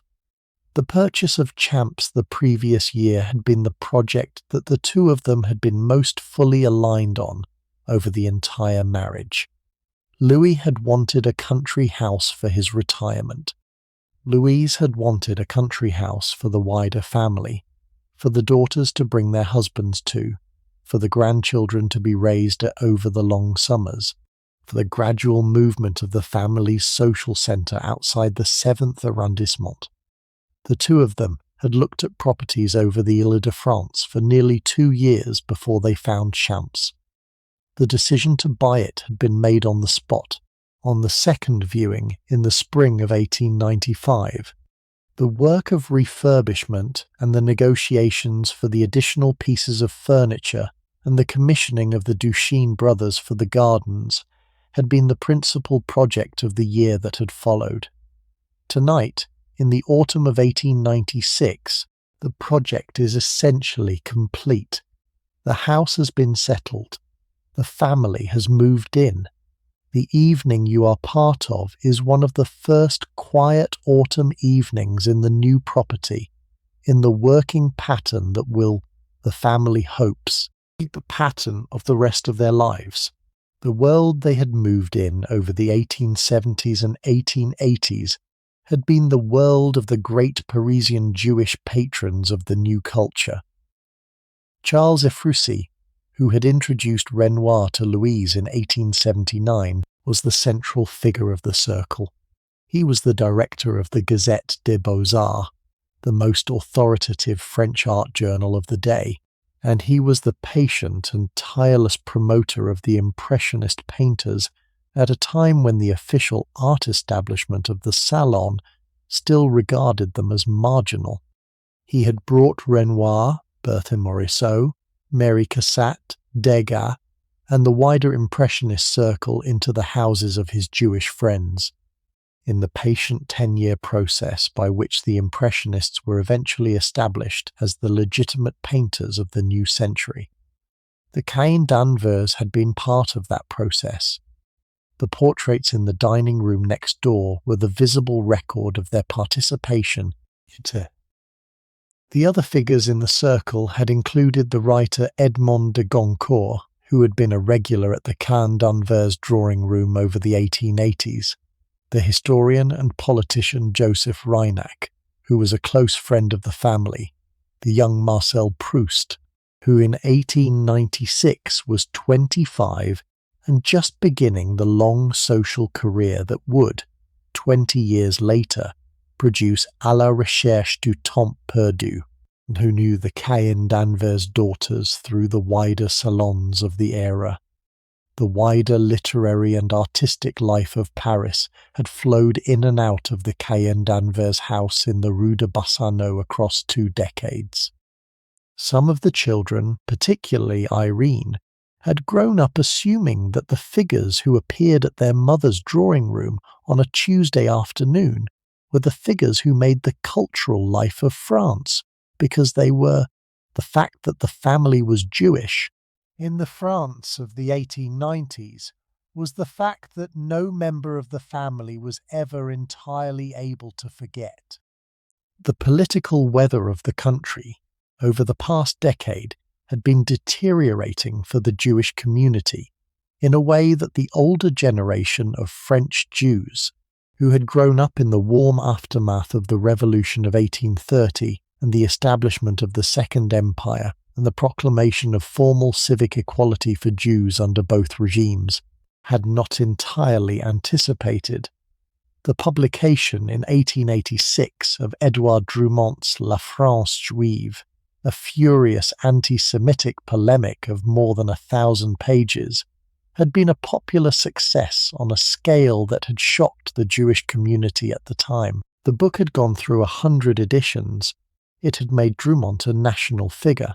It had founded a new and aggressive French anti-Semitism that drew on older medieval hatreds, but that wrapped them in the language of modern political journalism. The Panama Canal financial scandal of 1892, in which a limited number of Jewish financiers had been implicated alongside a much larger number of non-Jewish ones, had been seized on by the anti-Semitic press as evidence of Jewish corruption of French public life. The Dreyfus affair, which had begun in 1894 with the arrest and conviction of a Jewish army officer on charges of treason that had been almost entirely fabricated, was now, in the autumn of 1896, beginning to move toward the public crisis that the publication of Zola's J'accuse in January 1898 would precipitate. The world in which the Cahen d'Anvers lived in Paris was a world in which their position, secure as it had seemed at the start of the decade, had become subtly more precarious by the autumn of 1896 than it had been only 10 years before. They do not speak of any of this at the table tonight. They have not invited a guest into their house to discuss the political weather. They have invited a guest to share a quiet country evening, and the country evening has its own dignity that requires the wider considerations to be set aside.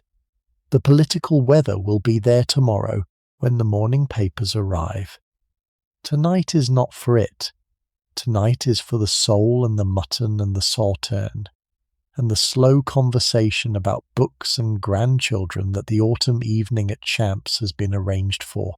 The family has been making this kind of evening, in some form or another, for 2 generations, and they understand, by long practice, that the protection of the evening from the wider intrusions is itself a small act of cultural maintenance that is worth the effort it requires. The dinner ends in the unhurried manner of a French country household. The plates are cleared, the candles have burned, about halfway down. Madame Cahen d'Anvers rises and proposes that the company move back into the salon for coffee. The family rises with her. The white spaniel emerges from under the table and stretches. The maître d'hôtel holds the door. The party crosses the hall in the same direction as before, with the candles in the wall sconces still lit, and the great gilt clock on the mantelpiece showing 20 minutes past 9. In the salon the fire has been built up. A coffee service in silver has been placed on a low table between the 2 sofas.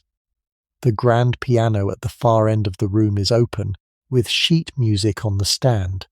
The room is warmer than it had been before dinner. The candles in the wall sconces have been replenished. The curtains have been drawn over the south windows. The salon at this hour has the close, warm quality that the great rooms of 19th century country houses achieved when their owners had taken trouble over the lighting and the heating and the textures of the furnishings, the silk of the upholstery, the wool of the carpet, the polished wood of the tables, the warm glow of candlelight reflected from the panelling and the pier glasses. The room is, in the most settled sense of the word, a room to be in. Madame Cahen d'Anvers pours the coffee. Monsieur Cahen d'Anvers offers the small glass of cognac that the household keeps for after dinner from a decanter on a side table. Elizabeth takes her usual place on the sofa opposite, with the spaniel re-establishing himself on his cushion beside her. The conversation continues, more slowly than at the table, with the long pauses that the deep comfort of a salon after a good dinner produces in any company that has known each other long enough not to be afraid of silence. The clock ticks, the fire shifts in the grate, the spaniel breathes. The candles burn.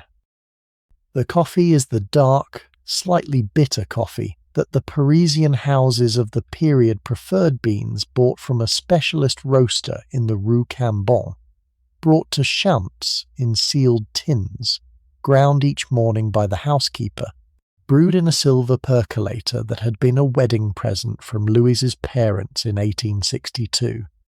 The cups are of fine porcelain from the Vincennes factory in the 1750s, white with a thin gilt rim, the cups themselves slightly larger than the modern espresso cups would later become, but smaller than the wider breakfast cups the household used in the mornings. The saucers match. The sugar bowl is silver, with silver tongs in the form of a hand. The cream jug is silver. The whole service has the quiet authority of a household equipment that has been in use for 30 years, and that the family knows the small individual qualities of. Which cup has the chip on the rim, Which saucer has the slight crack over the bottom?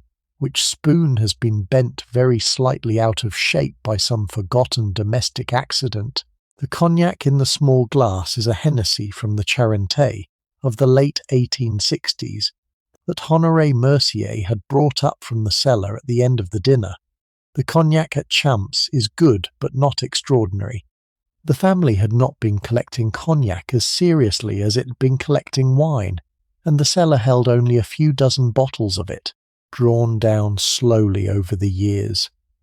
The glass you are given is a standard balloon glass that the era preferred, with the cognac taking the warmth of the room and releasing its scent slowly into the air around it. The first taste is sharper than the wine had been. The second taste is mellower.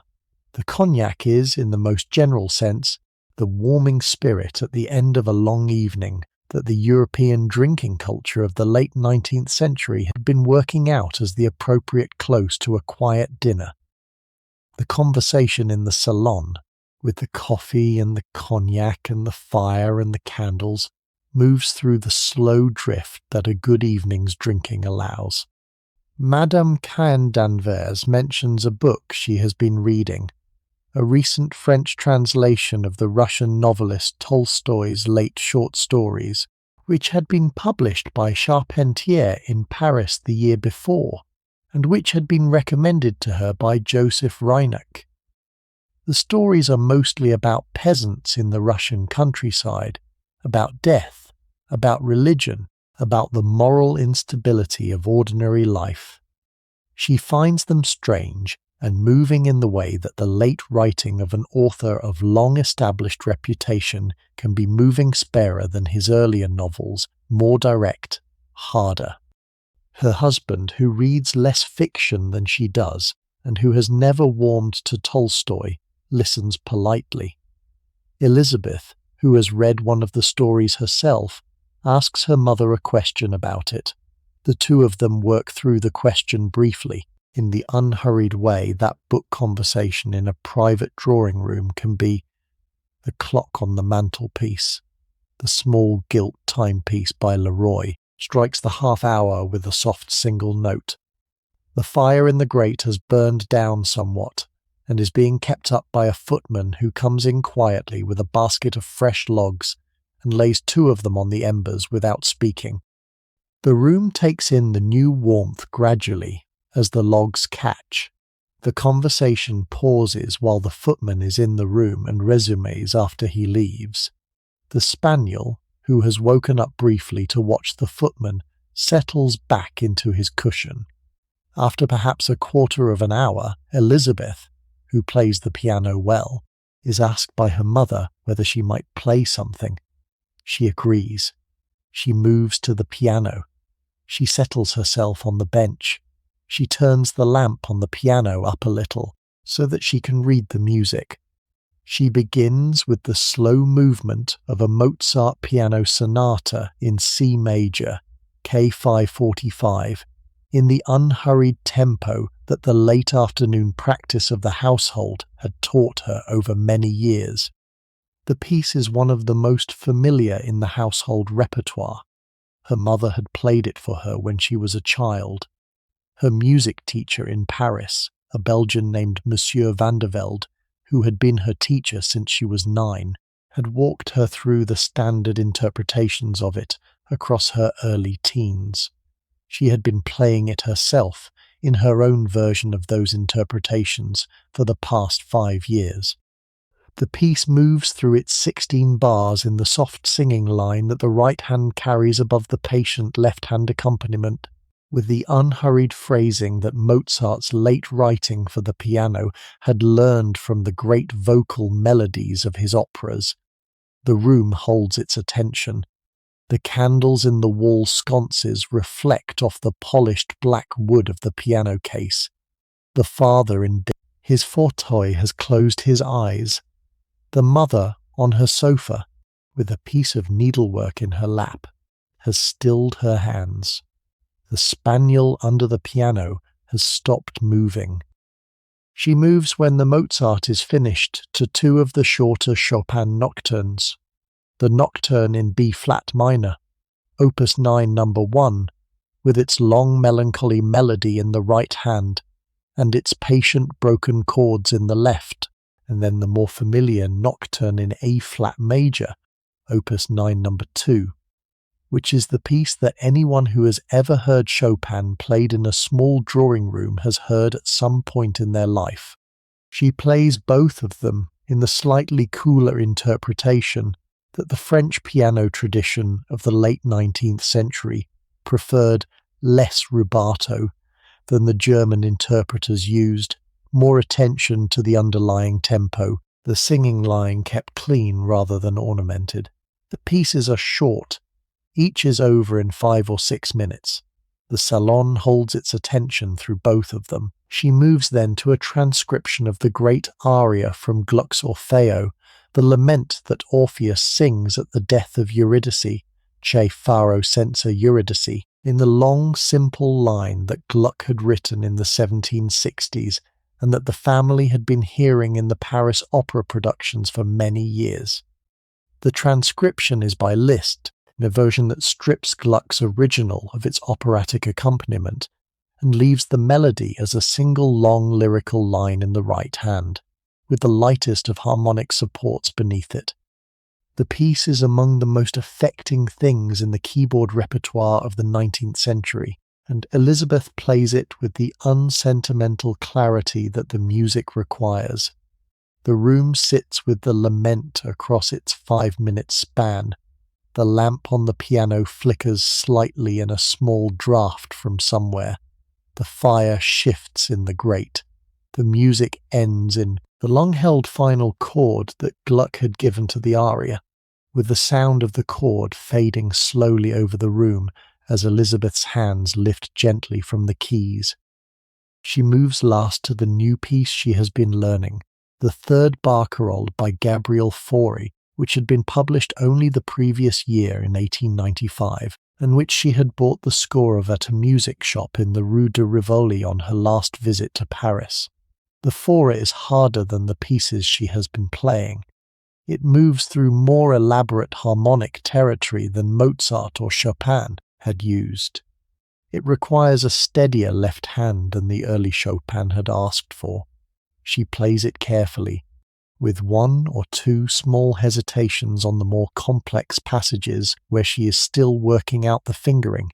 Her father, who knows the piece less well than she does, listens with the attentive curiosity of a man being introduced to a new piece of music by his own daughter. Her mother, who had heard the same piece at a concert in Paris in the spring, recognizes it and smiles. The white spaniel, who has woken up, has come over and is lying under the piano. The Fauré moves through its 4 or 5 minutes in the slightly restless harmonic motion that the late 19th century French style preferred, with the melody moving through unexpected key changes that the older pieces of the evening had not used. The piece ends quietly. Elizabeth lifts her hands from the keys. The room holds the last of the sound for a moment longer than the music itself has held. When she finishes, she returns to her seat. Her mother thanks her, in the dry, unsentimental tone that the family uses for the intimate kindnesses they offer each other over the day. Her father nods. The conversation resumes. The hour has moved on to almost 10. The fire is settling down. The candles have burned lower. It is at this point that Madame Cahen d'Anvers suggests, as she had mentioned earlier, that you might like to see the Pompadour rooms before you go up to your own bedroom. She is happy to take you. She rises. She takes a candle from a side table. Her husband stays in the salon with his book. Elizabeth stays at her needlework. The white spaniel stays under the piano. Madame Cahen d'Anvers leads you out of the salon, over the dim hall where only the wall sconces are still lit, and up the great staircase to the first floor. The first floor of the chateau is a long corridor running the length of the south front, with the bedrooms opening off it on both sides. The corridor is dark, lit only by the wall sconces that the household keeps burning through the evening hours, and by the candle in Madame's hand. The doors are panelled in the same pale grey as the principal rooms below. The carpet is a long Aubusson runner from the same workshop that had supplied the salon downstairs. The household at this hour is quiet. The servants have completed the work of the dinner and have gone down to their own supper in the servants' hall. The family bedrooms are not yet occupied. Their owners are still in the salon. The whole upper floor of the house has the settled quiet of an old building waiting for the night. The Pompadour rooms are at the western end of the first floor corridor, in a small suite of 3 rooms, a sitting room, a bedroom, and an interior boudoir that opens off the main passage by a single door. Madame Cahen d'Anvers unlocks the door with a key from a key ring she carries. She holds the candle up. She lets you precede her into the rooms. The sitting room is the room that Pompadour had used as her formal reception space. On the few occasions she had received visitors during her stays at Champs. It is a square room, about 15 feet on each side, with one window looking out into the gardens. The walls are panelled in the same pale grey as the rest of the first floor, with carved decoration picked out in white and gold. The ceiling is painted with a mythological scene in pastel colours, in the style of François Boucher, who had been Pompadour's favourite painter and whose pupils had executed the decorative ceilings of many of the rooms she had lived in. The furniture is minimal: a small writing table, 2 fauteuils, a chaise longue covered in pale blue silk. The whole room has the slightly stagey, slightly unused quality that the formal rooms of an absent owner always have. Pompadour had not really lived in this room. She had received people in it. The atmosphere of the room is the atmosphere of a careful arrangement of furniture rather than of a daily life. The bedroom is different. The bedroom is small, intimate, almost cell-like in its proportions, with a single window looking out into the gardens to the north, and a single door connecting it to the sitting room. The walls are hung in the pale blue silk that Pompadour had chosen, fading now to a softer grey blue over the past century and a third, but still recognisably the original fabric in the original colour. The bed is a 4-poster, with hangings of the same silk, set against the inner wall of the room. The bedside table is a marquetry piece in tulip wood, with a single drawer. On the bedside table is the book Madame Cahen d'Anvers had mentioned in the salon, an 8vo volume of 17th century devotional verse, bound in pale leather, with a ribbon marking a page in the middle. Madame opens the book to the marked page. The verse is by the poet Jean de La Fontaine, on the subject of the brevity of life and the wisdom of accepting it without anger. The ribbon was placed there by Pompadour in the autumn of 1758 or thereabouts. It has not been moved since. The boudoir is the small inner room, the size of a large closet, that opens off the bedroom by a door in the corner. It was the room Pompadour had used as her writing room. A small marquetry desk stands against the wall opposite the door, with a chair drawn up to it. The desk holds still the gilt and ormolu inkstand that Pompadour had used, with the 2 glass inkwells set into the gilt frame and the silver pen holder lying over the top. The marble surface of the desk has, on the right-hand side near the inkwells, the slightly darker patch that the resting of a writer's right hand across many years had produced. The patch is the size of an open palm. It is, of all the traces that Pompadour had left in this house, the most direct. The hand that had written the letters of among the most powerful women in 18th century Europe had rested on that piece of marble over the autumn evenings of 1757 and 1758, and the trace it had left was still there in the candlelight of 1896. Madame Cahen d'Anvers does not say anything for a moment. She holds the candle. You both stand in the small room, looking at the desk. The autumn night outside the window is silent.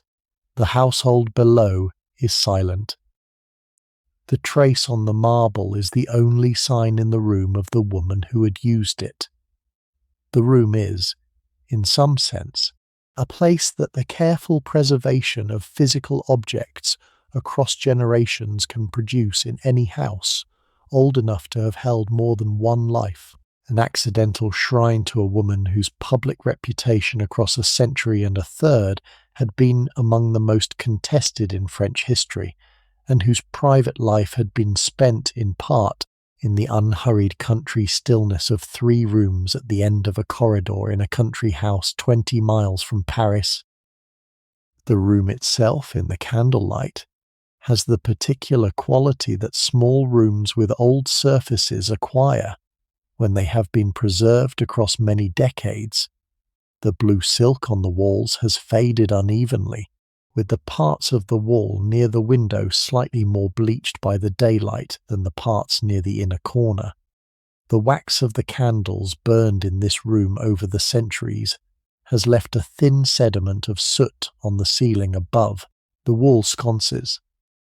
The wooden floor under the rug has settled at slight angles, in the way old floors do, with the boards slightly cupped where the joists below have shifted in the slow movement of the foundations.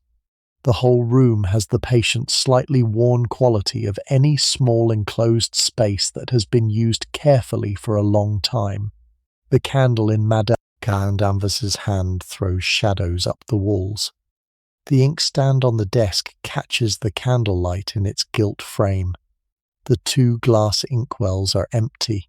The penholder is empty. The desk is laid out in this respect the way Pompadour had left it at the end of a writing session in 1758. Pen put down, inkwell stoppered, the writing of the day finished, and waiting for the next session that would never come because the writer would not return.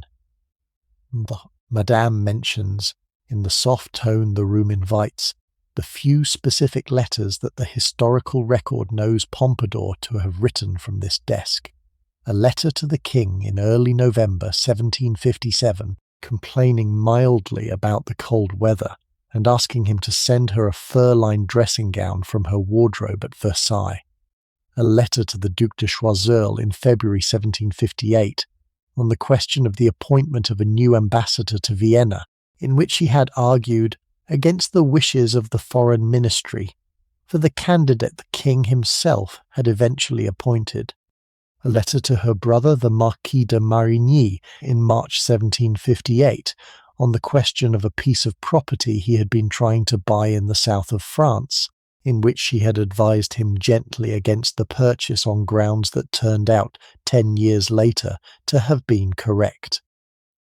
A letter to Voltaire in May 1758, in answer to a piece of philosophical flattery he had sent her the week before.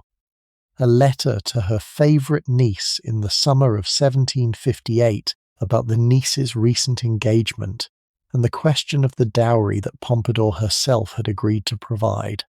Some of these letters survive in the archives, some have been lost. All of them were written by the same right hand at the same desk in this room over the months of her residence at Champs. The writing of them is the trace that the worn place on the marble preserves. You stand for a moment longer in the room. The candle flickers slightly in the small draught from somewhere in the wall. The room is dim. The air is cool. The smell is the smell of an old enclosed room that has been kept clean but not aired, with the faint dustiness that old silk hangings produce, and the faint mustiness of an unused bedroom, and the faint smell of beeswax from the wall sconces. The room is in every sensory detail the room of an absent occupant whose presence is still implicit in everything the room contains. It is the kind of place that the body recognizes without being told what it is recognizing. the specific quality of a preserved private space in an old house. It is the kind of place that an old house can hold inside itself, in the patient way that physical structures sometimes hold the residue of the lives that have moved through them. After a few minutes, Madame Cahen d'Anvers gestures gently toward the door.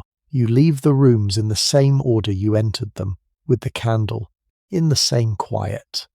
She locks the door behind you. The candle moves along the corridor. The rest of the first floor is still dark. The household is still quiet. You return down the great staircase to the salon, where the family has been waiting for your return. The salon has the same quiet it had when you left it. Monsieur Cahen d'Anvers has resumed his book. Elizabeth is asleep on her sofa with her needlework in her lap. The white spaniel has woken up and come over to greet you. Madame Cahen d'Anvers blows out the candle and sets it on the side table. She offers a further glass of cognac, or a cup of chamomile tisane, whichever the visitor would prefer at this hour. The cup of chamomile, which the household keeps a kettle for in the kitchen, is brought up by a servant within a few minutes. The tisane is poured. The household settles itself into the last hour before bedtime.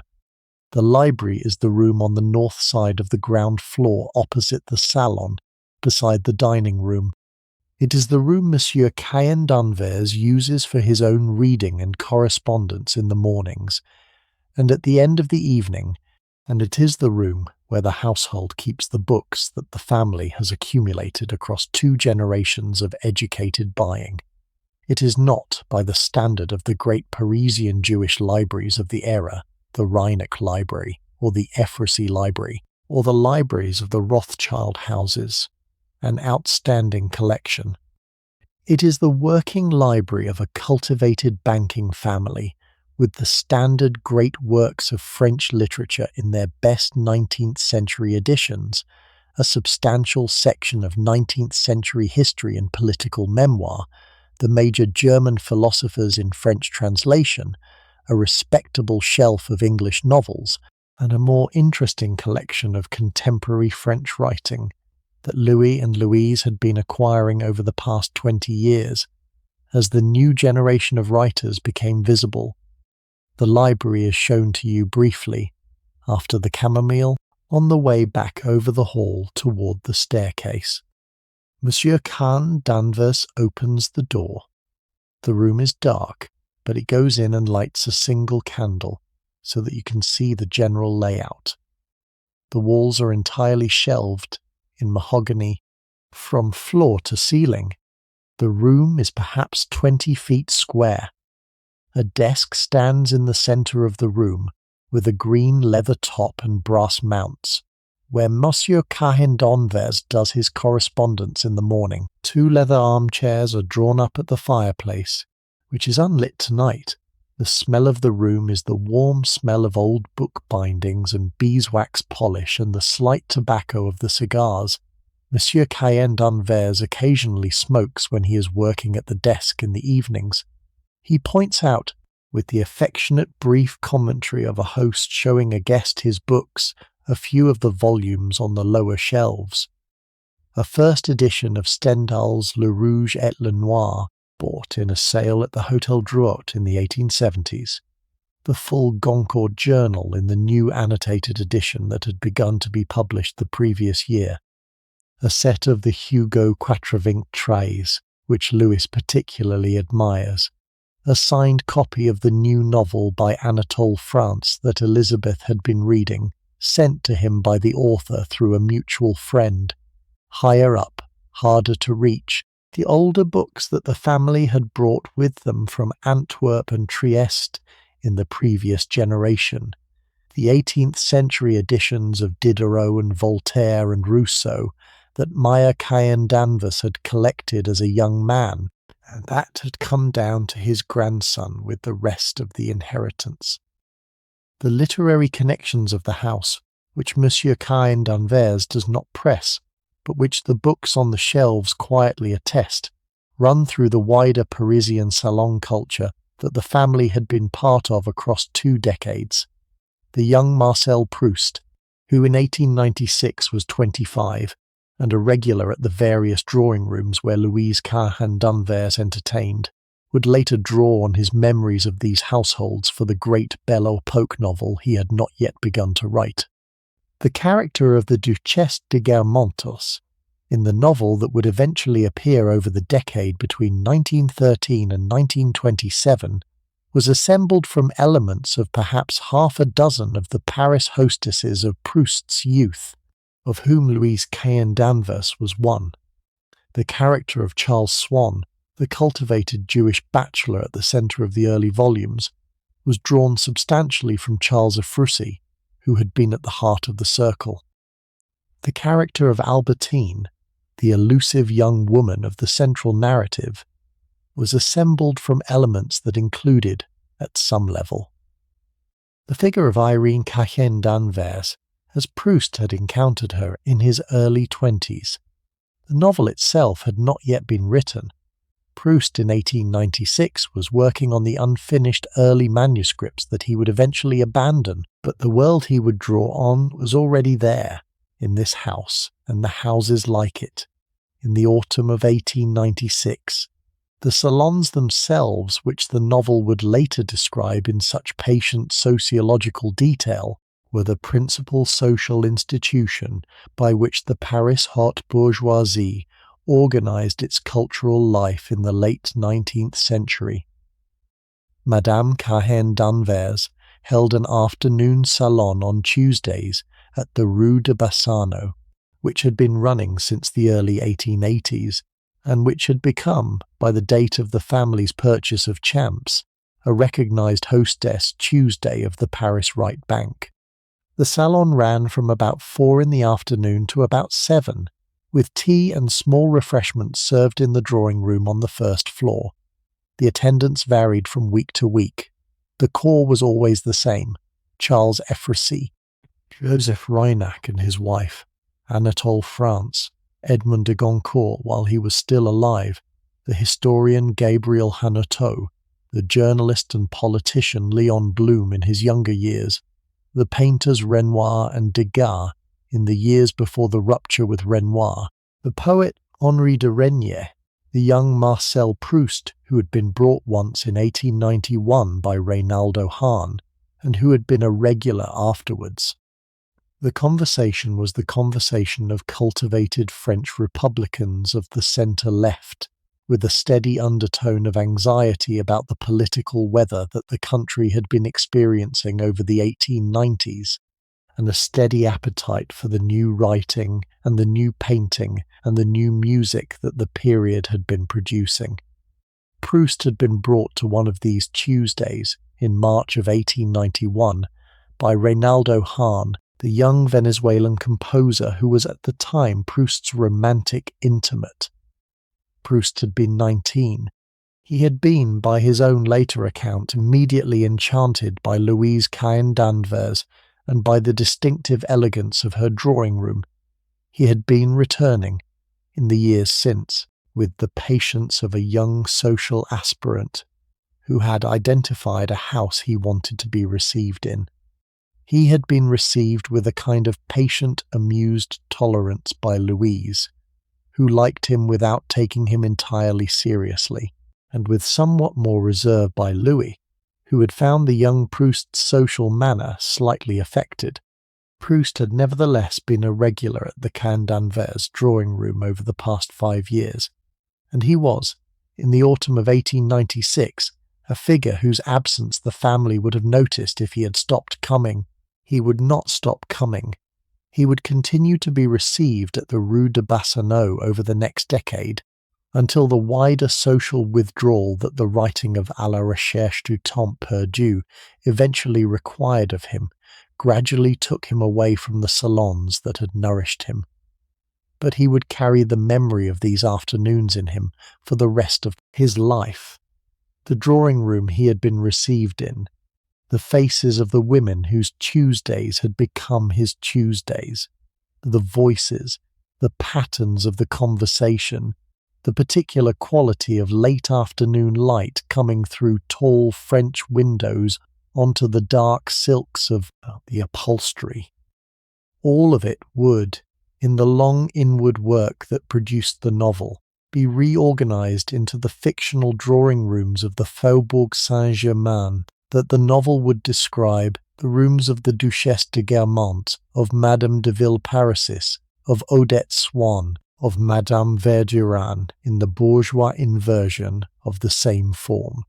The drawing rooms of À la Recherche, when they eventually appeared in print, would be drawing rooms that the Cahen d'Anvers and the Efrasis and the Rhinacs and the wider haute bourgeoisie of the late 19th century Paris would have recognized as their own world, even though Proust had moved most of the social weight of the novel from the Jewish haute bourgeoisie to the French Catholic aristocracy.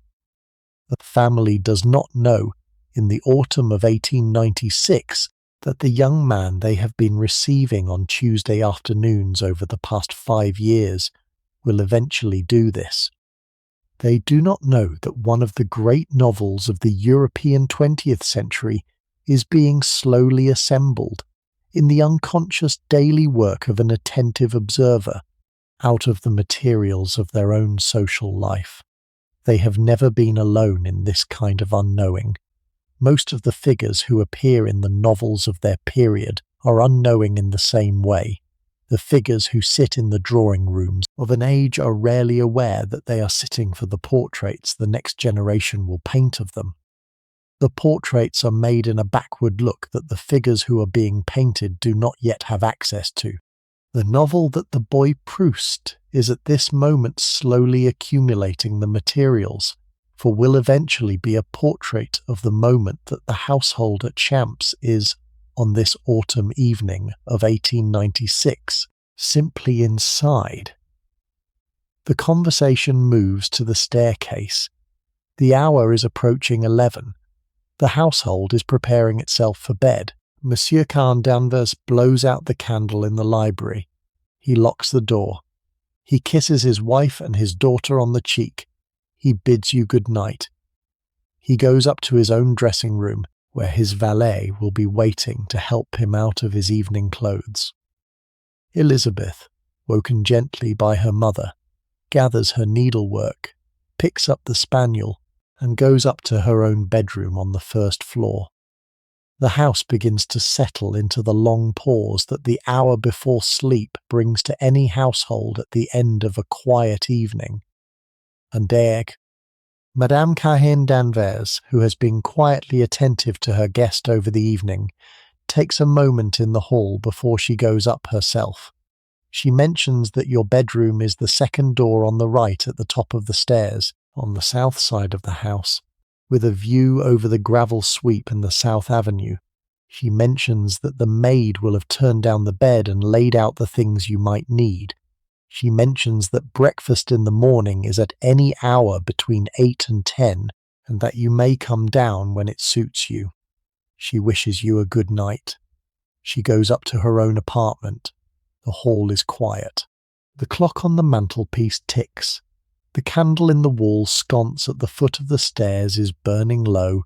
The household has gone up to bed. You may follow them.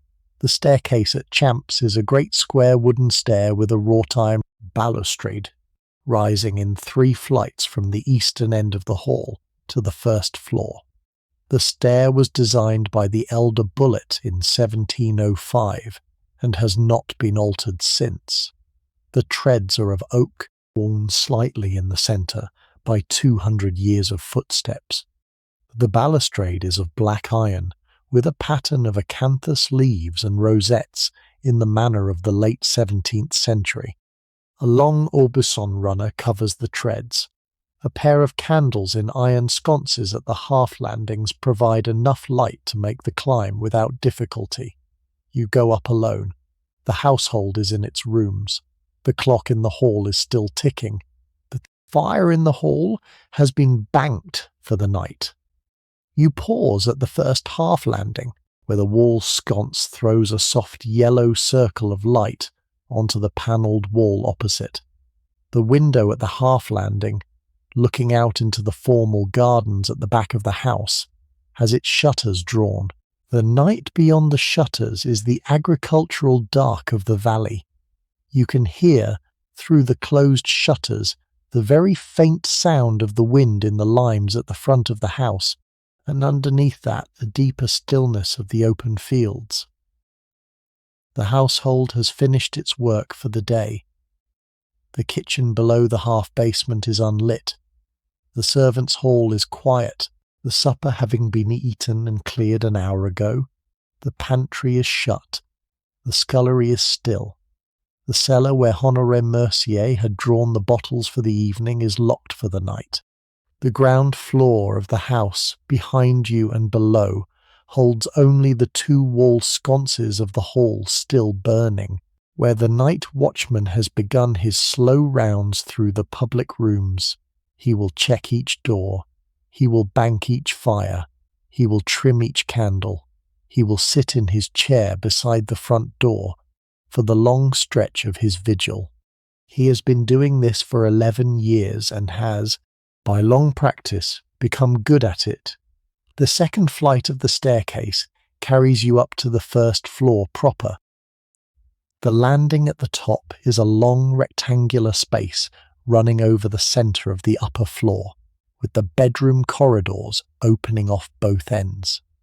The candle in the wall sconce here is also burning, and you can see by its light the two large oil paintings that hang on the walls of the landing, a 17th century portrait of a man in armour on one wall, attributed to a lesser French portraitist of the period, and on the opposite wall, a Dutch still life of fruit and a glass vessel of approximately the same date. Neither painting is particularly distinguished. Both have been at Champs since before the Cahen d'Anvers bought the house, and the family had kept them where they found them. The landing has the patient anonymity of a passing space in a country house, where the working life of the household is mostly elsewhere, and the function of the room is simply to connect the bedrooms to the staircase. You cross the landing and turn into the south corridor. The bedroom that has been given to you is the second door on the right at the top of the stairs. As Madame Cahen d'Anvers had said, the corridor is dim. The candle in the wall sconce opposite your door is burning. You open the door. The bedroom is a long rectangular room with two tall windows on the south wall, looking out into the dark of the gravel sweep and the avenue beyond. The curtains have been drawn.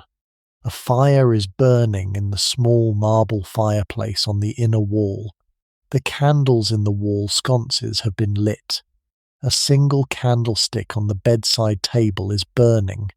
The bed is a four-poster of carved walnut with hangings of pale yellow silk set against the inner wall of the room. The bedclothes have been turned down. A nightshirt of soft cotton has been laid out for you on the bed, and a dressing gown of pale silk on the chair beside it. The washstand against the far wall holds a jug of warm water, a basin of white porcelain, a towel, a piece of lavender soap from the household supply. The room is warm. The room is clean.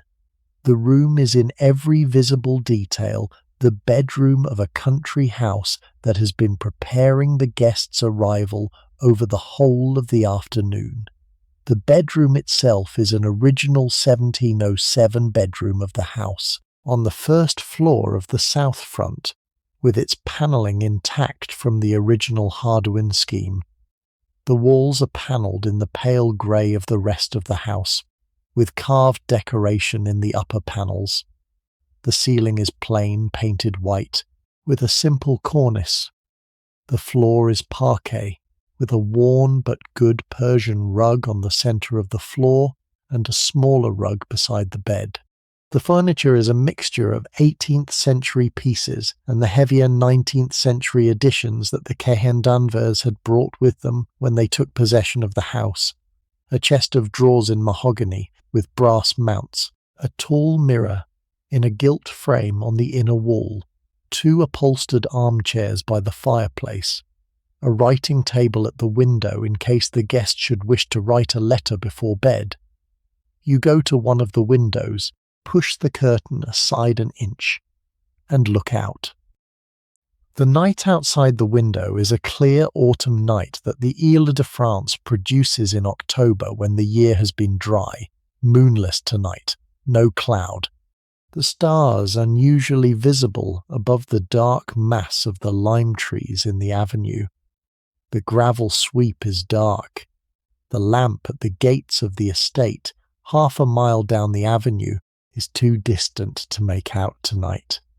The fields beyond the avenue are dark. The village of Champs-sur-Marne, behind the woods to the east, is dark. The whole valley of the Marne, in the small hour before midnight, is in a complete agricultural dark that the electrification of the French countryside in the next 4 decades would by degrees take away. The night is the night of a France that is, in this year, still essentially the France of the 19th century, in spite of the steam engines and the new metro under Paris, and the early experiments with the motor car that the year had begun to see. The country in 1896 is still, in the practical sense of what it looks like at night, the country it had been 100 years before. The dark at the window is the dark a guest in 1796 would have seen out of the same window. The turning of the centuries had not yet, by this date, fundamentally changed what country bedroom at night looked out into. The gardens that run away from the south front of the house are not visible from this bedroom.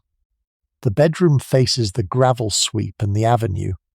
The formal parterres, which had been laid out by Claude Desgottes in the early 18th century and restored by Henri and Achille Duchesne in 1895, are on the north side of the house, behind it from where you stand.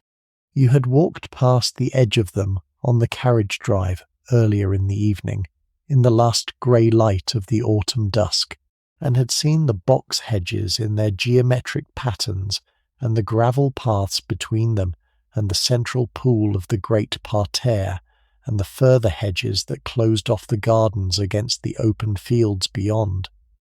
You had not had time, in the brief glimpse from the carriage, to take in the design properly. Anyone walking the gardens in the morning would find them an unusually intact piece of early 18th century French formal landscape, 3 terraces descending from the house, 2 great parterres de broderie, in the manner of Le Notre, the long alley running east-west over the central terrace, the pair of pavilions at the far end of the gardens marking the limit of the formal scheme. The whole design had been preserved across 200 years by the successive owners of the house, with each generation making small adjustments, but none of them tearing up the underlying structure. The Duchesne brothers, when the Cahen d'Anvers had commissioned them to restore the gardens the previous year, had reported back that the original Desgottes scheme was so substantially intact that their work amounted to little more than careful repair of what was already there. They had replaced a few of the box hedges, recut some of the gravel patterns, brought the central fountain back into working order, and otherwise left the gardens alone. The avenue of limes, which is what you can see from this window, runs from the south door of the house straight out to the gates of the estate, a distance of about half a mile, with 120 lime trees in 2 parallel rows planted in the second decade of the 18th century. The trees are now in their 275th or so year. They are at the height of their maturity, with the trunks heavy and the crowns spread wide, and the lower branches kept up by careful pruning over the generations. The leaves are still on the trees at this date, but they are turning in the gold and dusty yellow that lime trees produce in the second half of October in the Ile-de-France. In the daylight, the avenue is a long tunnel of yellow light. At night, it is a darker mass against the slightly less dark sky beyond. with the trunks indistinguishable from one another in the deep autumn dark. The avenue holds its formal pattern in the night without revealing any of its detail. The pattern is there. The detail is not. Beyond the gates, the road runs through the village of Champs-sur-Marne for about a quarter of a mile, then turns westward toward Noisiel and the river. The village in 1896 has about 300 inhabitants. The church, the school, the mairie, 2 cafes, a baker, a butcher, 2 grocers, the village blacksmith, an inn for travellers. The village is, in its physical layout and its small population, the village it had been for most of the previous century. The arrival of the railway 20 years earlier had brought a few new houses on the road toward the station, but the centre of the village around the church is still the village of the late 18th century. The villagers at this hour are mostly asleep, although a few lights are burning in the windows of the cafes where the late-night drinkers are finishing the last glasses of the evening. The blacksmith's forge is dark. The bakery is dark, since the baker's working day begins at 3 in the morning, and he has been asleep for hours. The schoolteacher in his cottage beside the school is reading by the light of an oil lamp before he turns in. The priest in the presbytery beside the church is also reading by lamplight in the patient daily devotional reading that his evenings are organised around. The village policeman is on his rounds, walking slowly through the narrow streets in the night air. The whole village, in its various daily lives, is moving toward the same sleep that the household at the chateau has begun to move toward, in the synchrony that an agricultural village and its dependent country house had been settling into over the centuries of their shared occupation of the same piece of land. You let the curtain fall back. The room is warmer than the window. The fire is settled. The bedclothes are turned down. The household is in its rooms. You may begin to undress for bed. The maid who turned down the bed is named Marthe. She is 24. She has been with the Cahen d'Anvers for 4 years, having come to them from a service household in Senlis through the recommendation of an elderly cousin. She had come up to the bedroom at about 6 in the evening, while the family was assembling in the salon, and had done the careful work that the preparation of a guest bedroom required, turning down the eiderdown, and the wool blanket, and the linen sheet in the precise 3-fold turn that the household preferred, laying the nightshirt out over the bed in the shape of a sleeping figure, setting the dressing gown on the chair beside the bed, filling the jug at the washstand with warm water from the kettle in the linen room, laying out the soap and the towel and the brush and the powder, lighting the fire in the marble fireplace with the careful arrangement of kindling and beech logs that the housekeeper had taught her, lighting the candles in the wall sconces, drawing the curtains, plumping the pillows, and finally checking the whole room from the door to satisfy herself that nothing had been missed.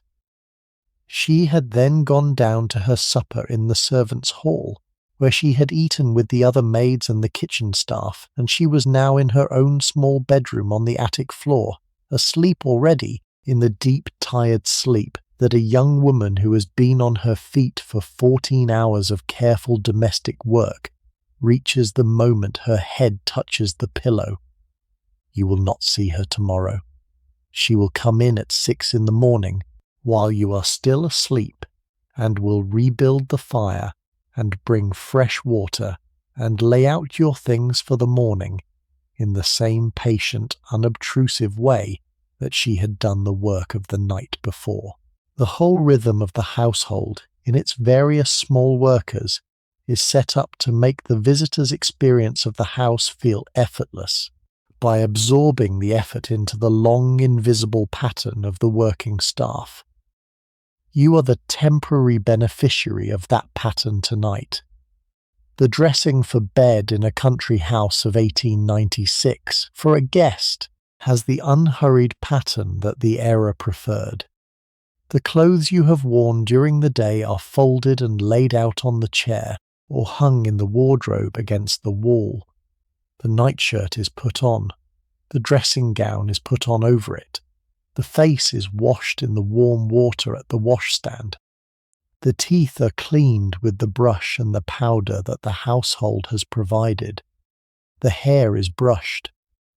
The various small physical preparations for sleep are completed in the way that any traveller at the end of a long day completes them, in the unhurried understanding that there is no further demand on the time of the evening, and that the bed is waiting, and the sleep will come when the body is ready for it. The water in the jug at the washstand is the temperature that warm water becomes after sitting in a porcelain jug for 2 hours in a heated room, no longer hot but not yet cool, the comfortable intermediate temperature that the body recognizes as exactly right for the work of evening ablutions. The soap is the lavender soap from the household supply, hard and pale grey, with the dry herbal scent that lavender soap of the period carried. The towel is fresh white cotton, ironed that afternoon. The hairbrush is a tortoise-shell-backed brush that any guest of the household might use, kept in the bedside drawer and washed between guests. The whole washstand arrangement is the standard arrangement of any well-run country guest room of the era, in the patient quiet of a household that had thought through the small physical needs of an arriving visitor and had provided for them without making any of it visible as effort. You sit on the edge of the bed. You blow out the candles in the wall sconces opposite the bed, leaving only the single candle on the bedside table burning. You turn down the covers a little further. You get into bed. You settle yourself into the soft warmth of the pillows and the feather mattress and the linen sheets and the wool blanket and the eiderdown that the bed has been made up with.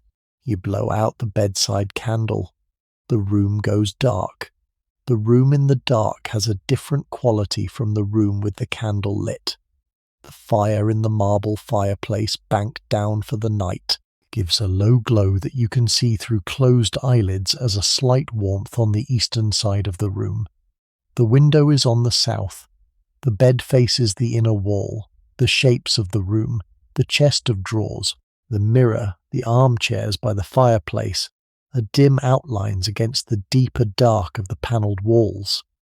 The room is, in this sense, the dark of any well-furnished country bedroom in any era. The faint smell of the bed linen is the smell of lavender from the lavender sachets that the linen cupboard kept among the sheets. The faint sound from outside the window is the sound of an owl, somewhere in the lime trees of the South Avenue, calling once and then falling silent again. The autumn night is settling itself over the valley. The house at this hour holds its own quiet, that is, in its own way, the dark of 300 years. Below you in the salon, the fire has gone out. The candles have been put out. The room is dark, with the wall sconces in the hall, providing only the small minimum of light that the night watchman keeps burning through the night for the safety of the household.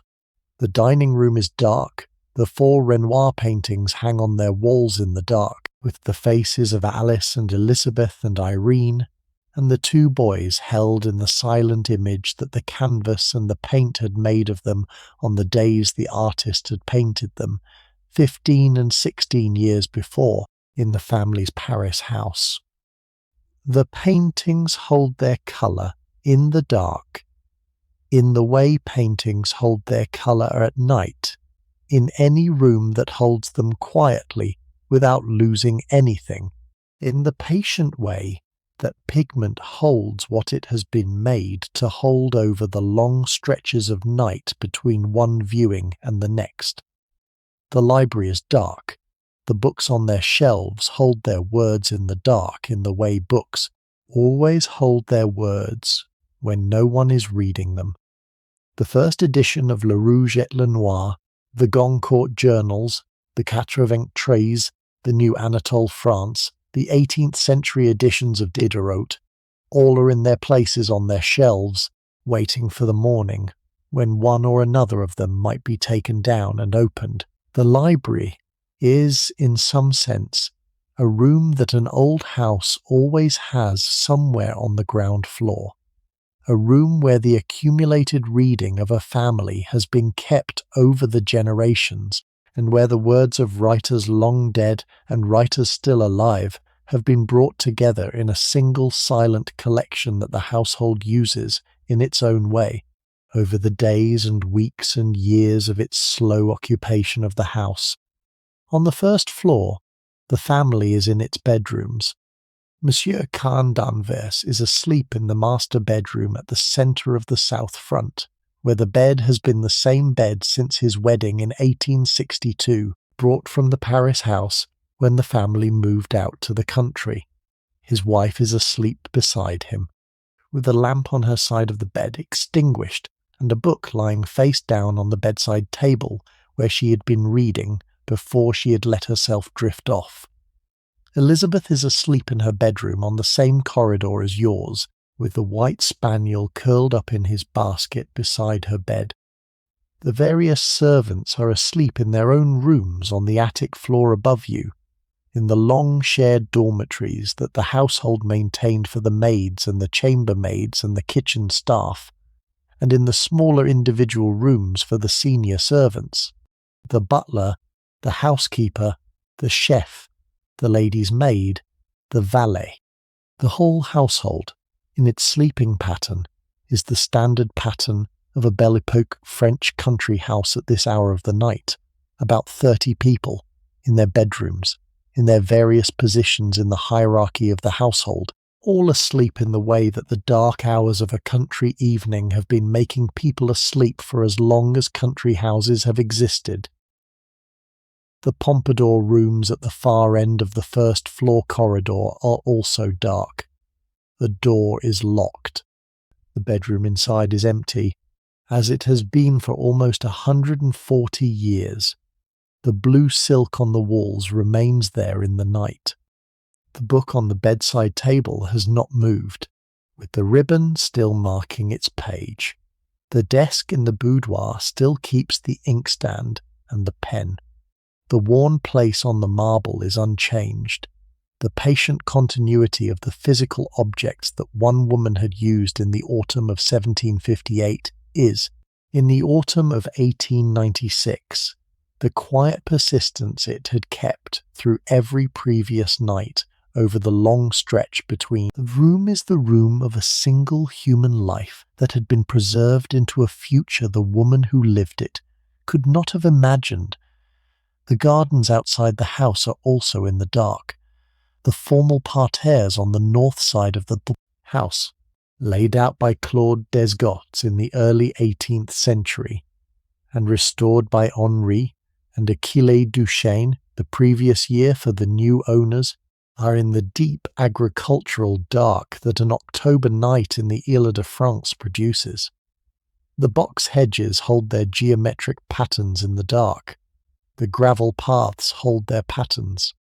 The fountain in the centre of the parterres is still, since the household turns off the water for the winter months.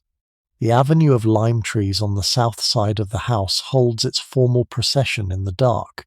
The fields and woods beyond the estate hold their patient agricultural patience. The river Marne, half a mile north of the house, flows in the dark in its westward course toward the Seine. The river at this hour is the steady flow that the water of the Ile-de-France has been making across this valley since long before any human had been here to notice it. The willows on the bank rustle in the slight night wind. The fields on either side of the river hold their cattle in their pens or in the standing autumn pasture. The little bridges over the river, at the small villages that the road from Champs runs through on its way to Noisiel and beyond to the eastern suburbs of Paris, hold their stone arches in the dark. The whole long valley, from the source of the river in the Vosges mountains far to the east, to the meeting with the Seine downstream of Paris in the western suburbs of the capital, holds itself in the dark. Paris itself, 20 miles west, is not entirely dark in the way the country is. The new electric streetlights have begun to cover the boulevards in the past decade. The cafes on the grand boulevards are still open.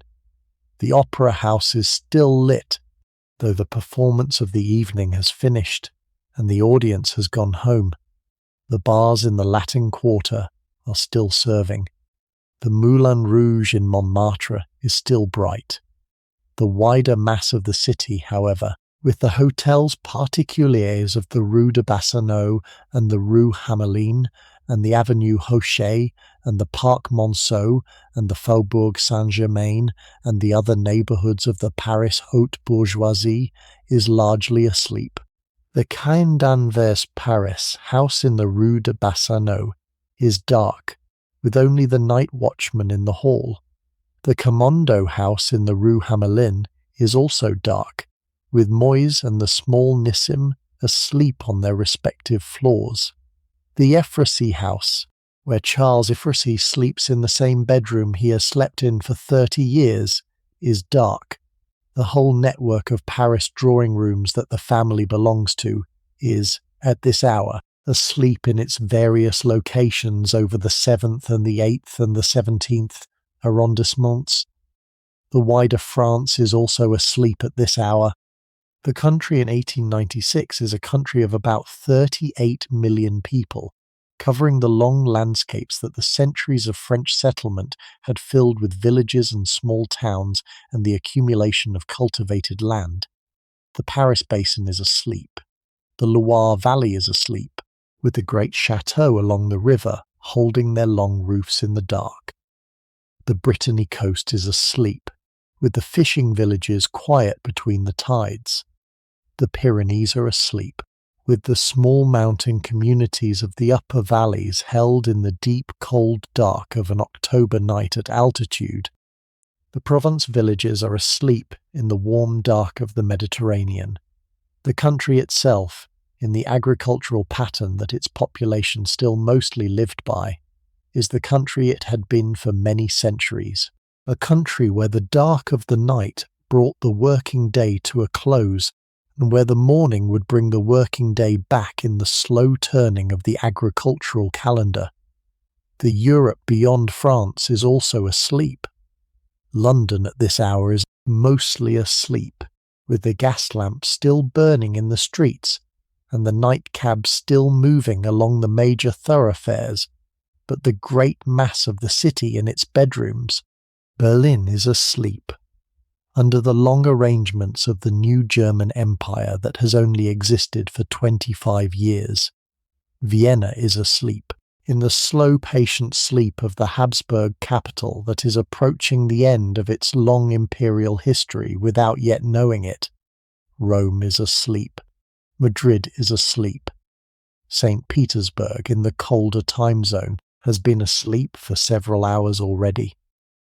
The whole long arc of the European continent, from the Atlantic coast of Portugal to the western edge of the Russian Empire, is in the various stages of sleep that the different time zones have arranged. The household at Champs, in the middle of all this wider sleeping, is the specific sleeping of a single family in their house on this autumn night in 1896. The family is, in some ways, in the most fortunate stretch of its own long history. The bank is doing well. The Paris house is established. The country house has just been bought and is being settled into the patterns the family wants for it. The daughters are married or growing into the kind of educated young women that the Paris haute bourgeoisie produced in this generation. The sons are at their studies. The grandchildren have begun to be born. The world beyond the family is more uncertain than it had been a decade earlier, but the family itself is, in the autumn of 1896, in something close to the height of its own particular flourishing. It does not know, sleeping in its bedrooms tonight, what the coming century will bring it. The future is not yet visible from inside this evening. What the coming century will bring it is, in the measures that history later makes available, more difficult than the family tonight can know. The Dreyfus affair, which is at this date still simmering rather than burning, will reach its public crisis in January 1898 with the publication of Zola's J'accuse. The country will be divided. The Cahen d'Anvers, like every Jewish family of their generation in France, will live through the next 8 years of public controversy in the particular discomfort of a community whose civic equality, which had seemed established, will turn out to have been more contested than they had understood. The affair will eventually end in 1906 with Dreyfus's full exoneration and reinstatement. The family itself will live on through that crisis, and through the wars and dislocations the next century will bring, in the ways that European Jewish families of their generation made their lives over the difficult 20th century. Some of them will move, some will stay. The Hotel Particulier in the Rue de Bassano will eventually pass out of the family. The Renoir paintings will travel a long and complicated road over the next 80 years, ending at length in a great public collection in Zurich, where the portrait of Irene as a little girl in a garden, the painting hanging tonight in the dining room below you, still hangs today, recognizable as itself. The chateau at Champs will pass out of the Cahen d'Anvers family in 1935, when Louis's surviving son will sell it to the French state. The state will use it as a presidential country house for state visits, in the same way the British monarchy uses Sandringham or Balmoral. Foreign dignitaries will be received there over the 20th century. The Pompadour rooms will be preserved by the state as they had been preserved by the Cahen d'Anvers and by every previous owner. The gardens will be maintained. The house will become, in 1977, a public museum, open to visitors who can walk through this hall, the salon, the dining room, and the preserved Pompadour rooms where the family is sleeping tonight. Visitors today can stand in the salon where Elizabeth played the piano. They can sit at the foot of the staircase you went up.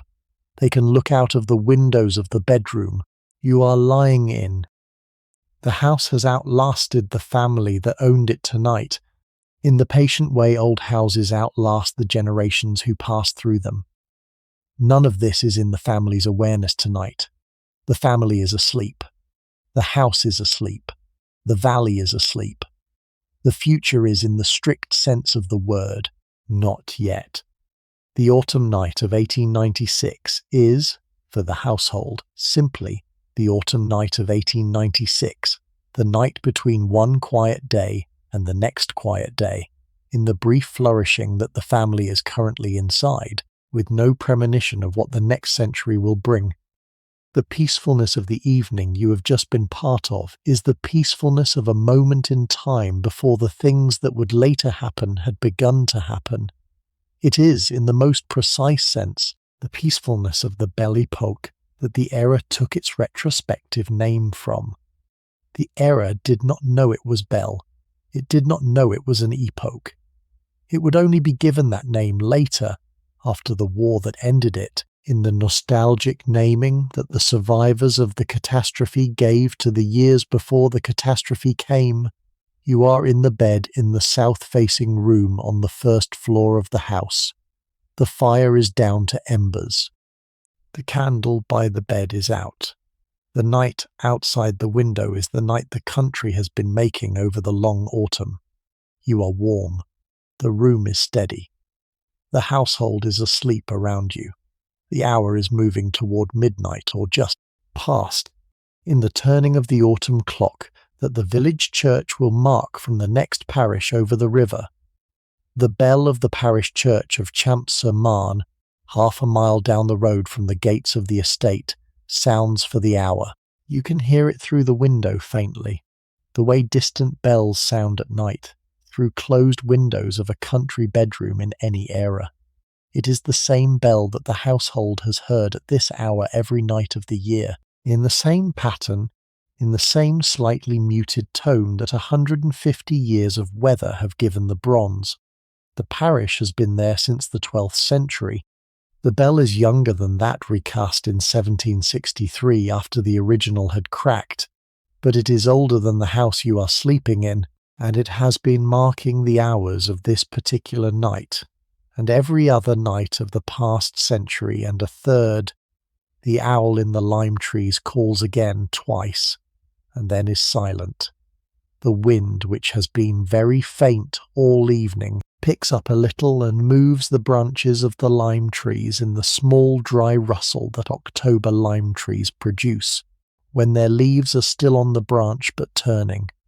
The faint smell of wood smoke from the embers of the dying fire holds in the room. The bedclothes hold their warmth. The feather mattress holds its softness. The bed itself, which is a bed of the period that any country house of this date had in its principal guest rooms, holds you in the patient way old beds hold the bodies that lie in them. The figures you have met over the evening, Madame Cahen d'Anvers in her dark blue silk, Monsieur in his black coat, Elizabeth at the piano in the salon, the white spaniel under her chair, the maître d'hôtel at the door, Honoré Mercier the butler with his bottles from the cellar, are now asleep in their bedrooms over the house.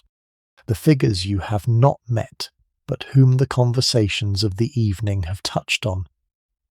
Moise in his Paris house with the small Nissim, Charles Effracy in his apartment in the Rue de Monceau, the young Marcel Proust in his bedroom at 9 Boulevard Malesherbes are also asleep tonight in their bedrooms over the city.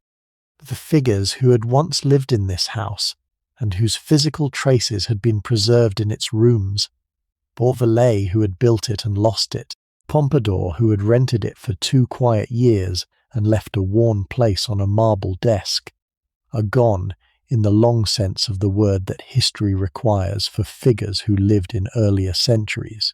But the traces they left are still in the rooms are still in the house is still here, in the autumn night of 1896, with you in one of its bedrooms and the family in their other bedrooms and the whole long valley of the Marne, asleep around you all. There is a particular peacefulness to old houses at night, which is the peacefulness of a building that has been arranged for sleep across many generations, and that has, by long practice, become good at producing it. The thickness of the walls, the careful joinery of the wooden floors that does not creak at night, the arrangement of the shutters and the curtains that keeps the outside dark from interfering with the inside dark, the depth of the bedclothes, the faint smell of the linen, the faint warmth of the banked fire, the faint distant sound of the parish bell, and the owl and the wind in the trees. All of these things have been arranged by the long unspoken collaboration of the architects and the joiners and the gardeners and the housekeepers and the maids and the night watchmen across the generations into a single working environment for the production of sleep in the bedrooms of guests who arrive at the house at the end of long days, and who need, by the time they get to the bed, the patient work of all these accumulated decisions to do its work on them. The house is, in this respect, a kind of accumulated technology for the production of rest. It has been getting better at it for 200 years. You are inside that working technology tonight. The decisions that the joiners made in 1705 are working on you. The decisions that the gardeners made when they planted the lime trees in 1710 are working on you. The decisions that Pompadour made when she chose the blue silk for the bedroom on the floor below are working on you, in the indirect way that they continue to work on every guest who lies in any of the bedrooms of the house. The decisions that Louise Cahen d'Anvers made when she chose the lavender for the linen cupboard last year are working on you.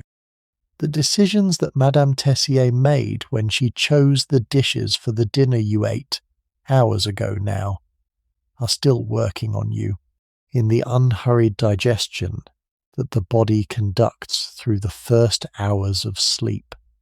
The whole long collaboration of an old house and its current household in producing a peaceful evening for a single guest at the end of a long day has done its work. The work is done. You may sleep. You may sleep the way the family is sleeping in its rooms, in the unhurried sleep of people whose lives are, at this moment in the history of their family, in the brief flourishing that the autumn of 1896 represents for them. You may sleep the way Pompadour slept in her own bedroom at Champs in the autumn of 1758, when she had finally escaped the surveillance of Versailles and could, for the first time in 12 years, sleep without the awareness that the court was watching her. You may sleep the way Beauvalet must have slept in this house in the brief years he owned it, in the unhurried sleep of a man who had built himself a country retreat at the height of his fortune, and who did not yet know what would happen to him. You may sleep the way the household servants are sleeping in their attic rooms. Above you, after the long evening of their work, in the deep, tired sleep that the body of an active worker reaches after a day of standing on its feet. You may sleep the way the villagers of Champs-sur-Marne are sleeping in their cottages along the road, in the patient agricultural sleep that French country people had been sleeping in this region for centuries before the chateau had been built, and that would continue to be slept long after the chateau had passed into whatever its future would prove to be. The hour moves further on. The parish bell sounds the half hour. The owl is silent. The wind in the lime trees has dropped again. The room is held in the dim hush of a country bedroom at midnight, in the autumn of a year before electricity has fully arrived in the countryside. The bedroom now has its own particular weight. An old country house in autumn, at the hour past midnight, with the household asleep, and the fires banked, and the wind dropped, has a depth that the modern lit shadow of an electrified bedroom does not produce. This is not just the absence of light, it is a positive presence, a kind of held substance, with its own faint sounds and faint smells and faint movements of air. The night moves slowly through the room around you in the patient breathing of the house. It keeps you in the bed in the way a deep autumn darkness keeps the bodies inside the rooms it has settled around. The world that is producing this quiet is a world that, in the most literal sense of what it sounds like, will be largely gone within 40 years. The motor cars will come, the electric lights will come, the airplanes will come, the radio will come, the road from Paris to Strasbourg, which had been the stagecoach road of Beauvalet's day, and the railway line of Pompadour's grandchildren's day, and the slightly faster railway of the present 1896, will become the motorway of the late 20th century, with its constant low roar of traffic that the night will no longer be able to escape. The valley of the Marne will eventually be brought into the wider suburban network of Greater Paris, with the population of the village of Champs-sur-Marne growing from a few hundred in 1896 to nearly 30,000 by the year 2000, and the country stillness that the household tonight is sleeping inside will not, in the most literal sense, be available in the same valley a century later. The night you are inside tonight is, in this respect, the night of a France that the next century will gradually take away. It is not a France that the household is aware of as precious. The household assumes that the country evening it has been making for itself, and the agricultural stillness of the valley around it, will continue indefinitely, because there is no reason in the autumn of 1896 to assume otherwise. The continuity feels permanent because nothing has yet visibly broken it. The breaking, when it comes, will be the breaking of an entire civilization that is tonight, still functioning in the unhurried pattern it has been working out for itself across the past 200 years. The Belle Époque is, in the most literal sense, the last decades of that civilization, before the 20th century catastrophes brought it to an end. The evening you have been part of tonight is one of the late evenings of an extended cultural moment that did not know it was late. This is not, however, the thought you should be carrying with you into sleep tonight. The household is not thinking it. The country around the household is not thinking it. The thought is the thought of an outside observer looking back from a much later time at a moment that, from inside it, did not feel like a moment in any historical sense. The moment, from inside it, felt like the ordinary continuation of life. A quiet autumn evening, a family dinner, a piano in the salon, a walk through the upstairs rooms by candlelight, a guest bedroom prepared with lavender and warm water, a bed turned down, a parish bell tolling the half hour through closed windows. The peacefulness of this evening was, for the family making it, and for the guest receiving it, the peacefulness of this evening in this house. It did not need to be anything more than that. It was enough on its own. You are warm in the bed. The night is moving on. The room is steady. The breath is going in, and in the pattern your body has known since the day you were born. The bed is the bed of a country house that has been waiting for you. The house is the house that has held the autumn evenings of 3 centuries inside its rooms. The night is the night of an old valley that has been holding its agricultural patience across a much longer stretch than the house has been here to share it. The going to sleep is easy, in the patient way that the working technology of an old country house at night allows it to be easy. The pillow is warm under your head. The sheet is cool where the body has not yet warmed it. The wool blanket holds its weight without being heavy. The eiderdown above the blanket holds its softness. The whole arrangement of the bedclothes, which had been built up by generations of European bed-making practice into the standard winter bed of the late 19th century country house, holds you in the patient way. Good beds hold the bodies that lie in them. The bedchamber around the bed is the room. The house around the room is the house. The valley around the house is the valley. The night around the valley is the night. Each holds the one inside it, in the patient nesting of physical structures that the autumn evening has built up around you. The figures of the family are asleep around you. The figures of the past are still in their rooms. The figure of the young girl in the painting downstairs, the great red-haired Irene of 1880, is asleep in her own house in Paris with her own small son in the bedroom next door. The figure of her sister Elizabeth, who played the piano for you in the salon a few hours ago, is asleep in the next room along the corridor. The figure of Pompadour is not in her bedroom on the floor below, because she has been dead for 132 years, but the worn place on the marble of her writing desk is still there in the dark of her boudoir, holding the patient trace of a single human life across the long stretch of years between her time and yours. The figure of Beauvalet is gone. The bedroom he had built for himself in this house in 1707 is gone, since it had been remodelled by a later owner in the 1770s. But the staircase he walked up every night to go to bed in this house is still standing, and you walked up it earlier this evening, and the worn place in the centre of the treads, where 2 centuries of footsteps had rounded the oak by a 16th of an inch, was the same place where his footsteps had begun the wearing.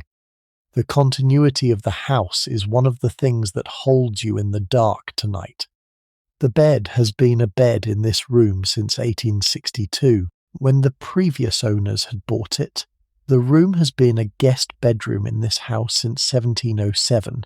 The house has been on this site since 1708. The hill has been here since the shaping of the Isle de France basin in the geological prehistory of northern Europe, hundreds of thousands of years before any human had come into the valley to notice it. The valley itself has been holding this kind of agricultural pattern, with houses and villages and slow farming and country evenings in autumn, for at least 2,000 years, since the Gallo-Roman settlements of the late Empire had begun the long shaping of the landscape into what it is. The night you are inside tonight is held in the long stack of these earlier nights.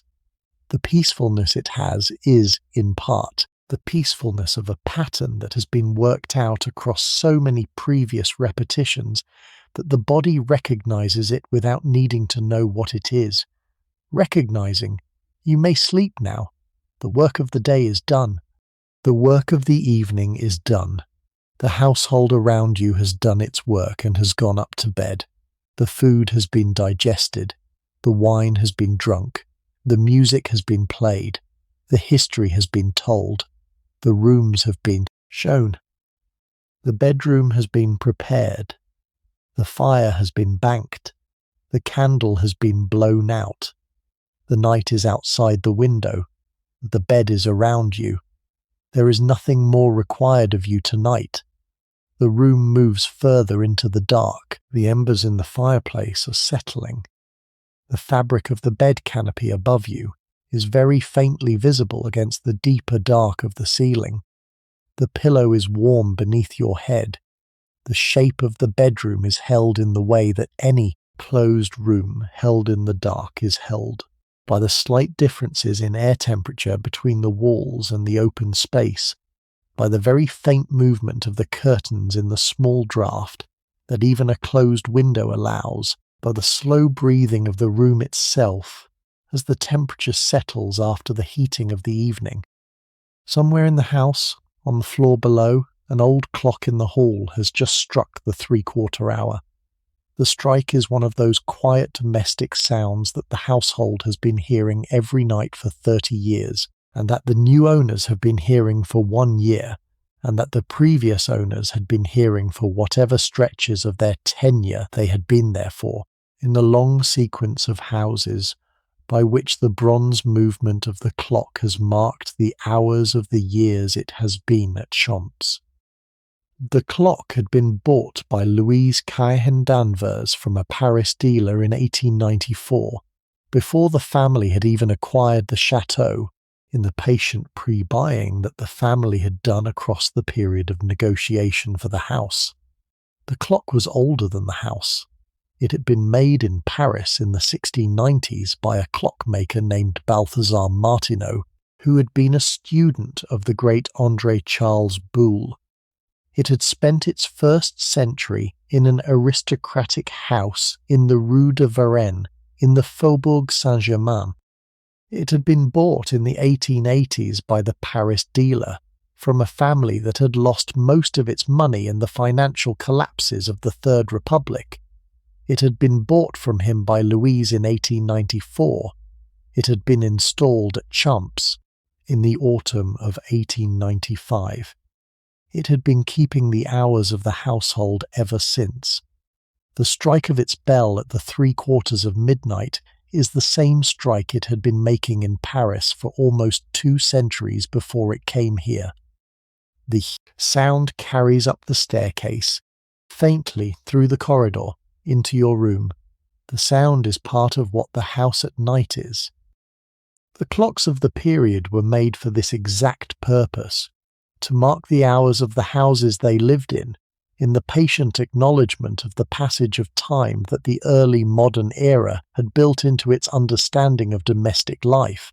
The strike of a hall clock at midnight in a country house in 1896 was the strike of an instrument that had been doing this work for centuries, in an unbroken line back to the clocks of medieval cathedrals and the water clocks of the Greek and Roman world, in the long collaboration of human beings with the project of measuring out the turning of the day. The night moves toward midnight itself. The clock will sound again in 15 minutes, with the deeper 12-fold strike that the hour requires, but by then you will probably be asleep. You may sleep before then. There is no reason to wait. The house has done its preparation. The room has done its preparation. The body has done its preparation. The mind, which has been the most resistant of the three to letting go of the day, is also coming down now, in the soft descent that the long evening has been quietly arranging for you. You may let the figures of the evening go, one by one. Madame Cahen d'Anvers in her blue silk on the staircase. Monsieur with his book and his cognac in the fauteuil near the fire. Elizabeth at the piano with the candles reflected on the polished wood. The white spaniel under the chair. The Renoir paintings on the walls of the dining room. The pheasant consomme. The sole. The mutton. The sautons. The walk up the staircase with the candle. The blue silk on the walls of Pompadour's bedroom. The worn place on the marble of her desk. The library with the books on its shelves. The library with the smell of book, bindings, and beeswax. The corridor with the wall sconces burning. The bedroom you are in. The room going dark. The bed warm around you. The night outside the window. You may let them all go. They have done their work. The evening is done. The history they hold, the layered history of Beauvalet and Pompadour and the Cahen d'Anvers, of Renoir and Ifrasi and Proust, of the Belle Époque Paris and the country quiet of the Marne Valley, has been delivered to you across the past several hours, in the patient way that the evening has been unfolding. It is in you now. It will be there in the morning in some form, when you wake up to whatever day you are waking up to. Tonight is no longer for holding any of it actively. Tonight is for letting the body sink into the bed, and the bed sink into the room sink into the house, and the house sink into the long autumn night of 1896 in the Île-de-France, that this story has carried you back to for these few hours of attentive listening. Bedroom is dark. The fire is down to the last of the embers. The candles are out. The wind has dropped. The owl is silent. The clock will sound the hour shortly, but you will not need to hear it. The room is held in the small enclosed warmth that a country bedroom in autumn becomes at this hour of the night. The bed is held around you. You are held in the bed. The household is asleep in its rooms. The town is asleep along the river. The villages are asleep along the road to Paris. The city is asleep across the river basin. The country is asleep across the wider geography of France and beyond. The world is, at this hour of this date in 1896, in the long sleep of an ordinary autumn night that does not yet know what the next century will bring it. The sleep itself is the same sleep that has been sleeping in this room since 1707, in this house since 1708, in this valley for thousands of years. You are part of that long sleep tonight, in the small temporary way that a guest in a house is part of any particular night the house holds. There is a quiet pleasure to being a guest in a country house at the end of a long evening. You are looked after but not constrained. The household has done the work of preparing the room. You did not have to think about whether the bed was made or the fire was lit or the water in the washstand was warm. These things had been arranged by other people before you arrived, and they have been arranged with the patient competence of a household that has been doing them for many years, and that knows how to do them well. The guest is the temporary recipient of a long accumulated practice. You receive it without having earned in the way that any guest in a well-run house receives the daily kindnesses that have been arranged for them. This is a receiving that the body is not used to in modern life, where the daily kindnesses are mostly things we do for ourselves, to be looked after in this specific bedroom way by a household that has prepared a room for you and brought you a tisane and turned down the bed and laid out the nightshirt and lit the fire. is to be returned for a few hours to a kind of receiving that is older than the era of self-reliance most listeners now live inside. There is an unusual piece to that receiving. The body recognizes it before the mind does. The shoulders soften slightly when they enter a room that has been prepared for them. The breath deepens. The patient daily vigilance that the modern self maintains over its own small comforts can be allowed, for few hours, to set itself aside. Somebody else has done the work. The fire is already burning. The bed is already turned down. The water is already warm. The nightshirt is already laid out. The room has been waiting for you, in the small, careful way that a well-run country house waits for its arriving guests.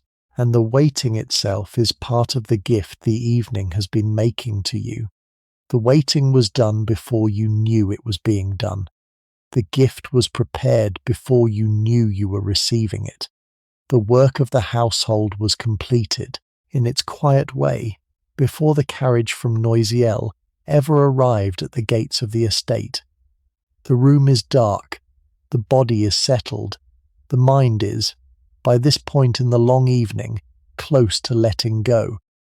The house at this hour has the held attention that the night watchman in the hall is paying to the corridors and the stairs and the doors of the rooms, patient, alert, not anxious. The slow attention of a man who has been doing this job for many years and who knows the sounds the house makes at every hour. He is sitting in his chair in the hall. He has the night newspaper open. He has a little lamp turned down low beside him. He is awake. He will be awake until the morning. His being awake is part of what is producing your being able to be asleep. The household has been arranged by long practice for the production of restful sleep in its guest rooms. The watchman is one of the components of that arrangement, in the same way that the joiners and the upholsterers and the laundresses have all been components. The house at night is a working machine for sleep, and the watchman is, in the literal sense, the operator of the machine through the long hours when its guests are inside it. The thought of the watchman awake in his chair downstairs is a small, comforting thought to drift on. Somebody is keeping watch. The watch is being kept in a way that has nothing to do with you, and that does not require any reciprocation from you. You can simply be asleep in your bed, and the house, in its quiet working, will hold you through the night. The body is releasing the last tension of the day in the unhurried sequence that the body releases tension in any good bed at the end of a long day. The shoulders are softening, the neck is softening, the jaw is softening.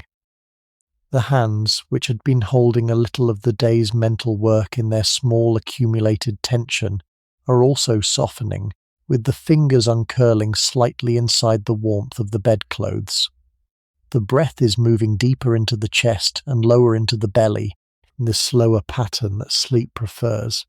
The body is, in the most general sense, going down. The mind is following it. The figures of the evening do not need to be held any longer. The history does not need to be held any longer. The Renoir paintings downstairs in the unlit dining room remain on their walls without needing the listener's attention to keep them there. The warm place on the marble of Pompadour's writing desk in the boudoir at the end of the first-floor corridor stays in the night without needing to be remembered. The books in the library rest on their shelves. The clock in the hall keeps its hours. The fire in your bedroom keeps the last of its embers. The night outside the window has its agricultural patience. The watchman in the hall keeps his watch. The household sleeps. The valley sleeps. The world sleeps. You may sleep too. You may sleep now. The house is around you. The night is around the house. The valley is around the night. The wider world is around the valley. The whole nested arrangement of an autumn evening at a French country chateau in 1896 has been built for you across the past several hours. in the patient telling that has carried us through the evening, and the building is now complete. The structure is around you. It is holding you.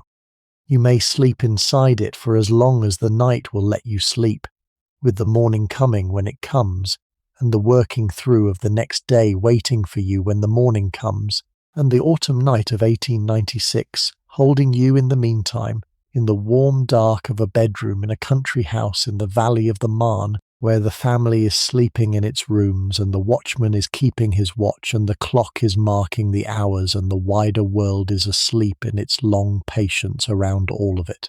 The breath moves in, the breath moves out, the bed is steady, the room is quiet, the house settles around you, the valley is still, the night remains, you are inside all of it, in the specific place that the bed in this bedroom, in this house, in this valley, on this autumn night has made for you. The work of the evening has done what it can do. The rest is the work of the body and the breath, in the patient way that sleep arrives when it is ready. There is nothing left for the evening to ask of you. There is nothing left for you to give back. The evening is finished. The night is here. The bed is here. You are here. You may rest. The figures of the evening have gone to their rooms. The figures of the past have settled back into their long absence. The room around you is the room. The bed around you is the bed. The pillow is warm. The covers are warm. The fire is down. The candle is out. The night is outside. The household is asleep. The watchman is awake in the hall below, with his lamp turned down and the clock ticking beside him. The hour is moving toward 1 in the morning. You will not hear it. You will be asleep by then. Good night. Friend, sleep well, sleep deep, sleep the long autumn night through. May the morning come gently. May the day to come be kinder than the day that has just been.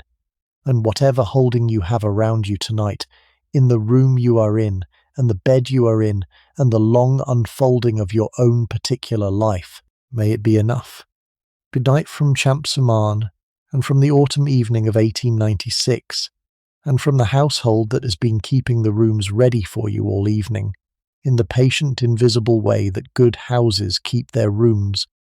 Good night from the household at the Château de Champs, and from the autumn evening you have shared with them, and from the story that has been keeping you company across the past several hours. I will see you in the next one.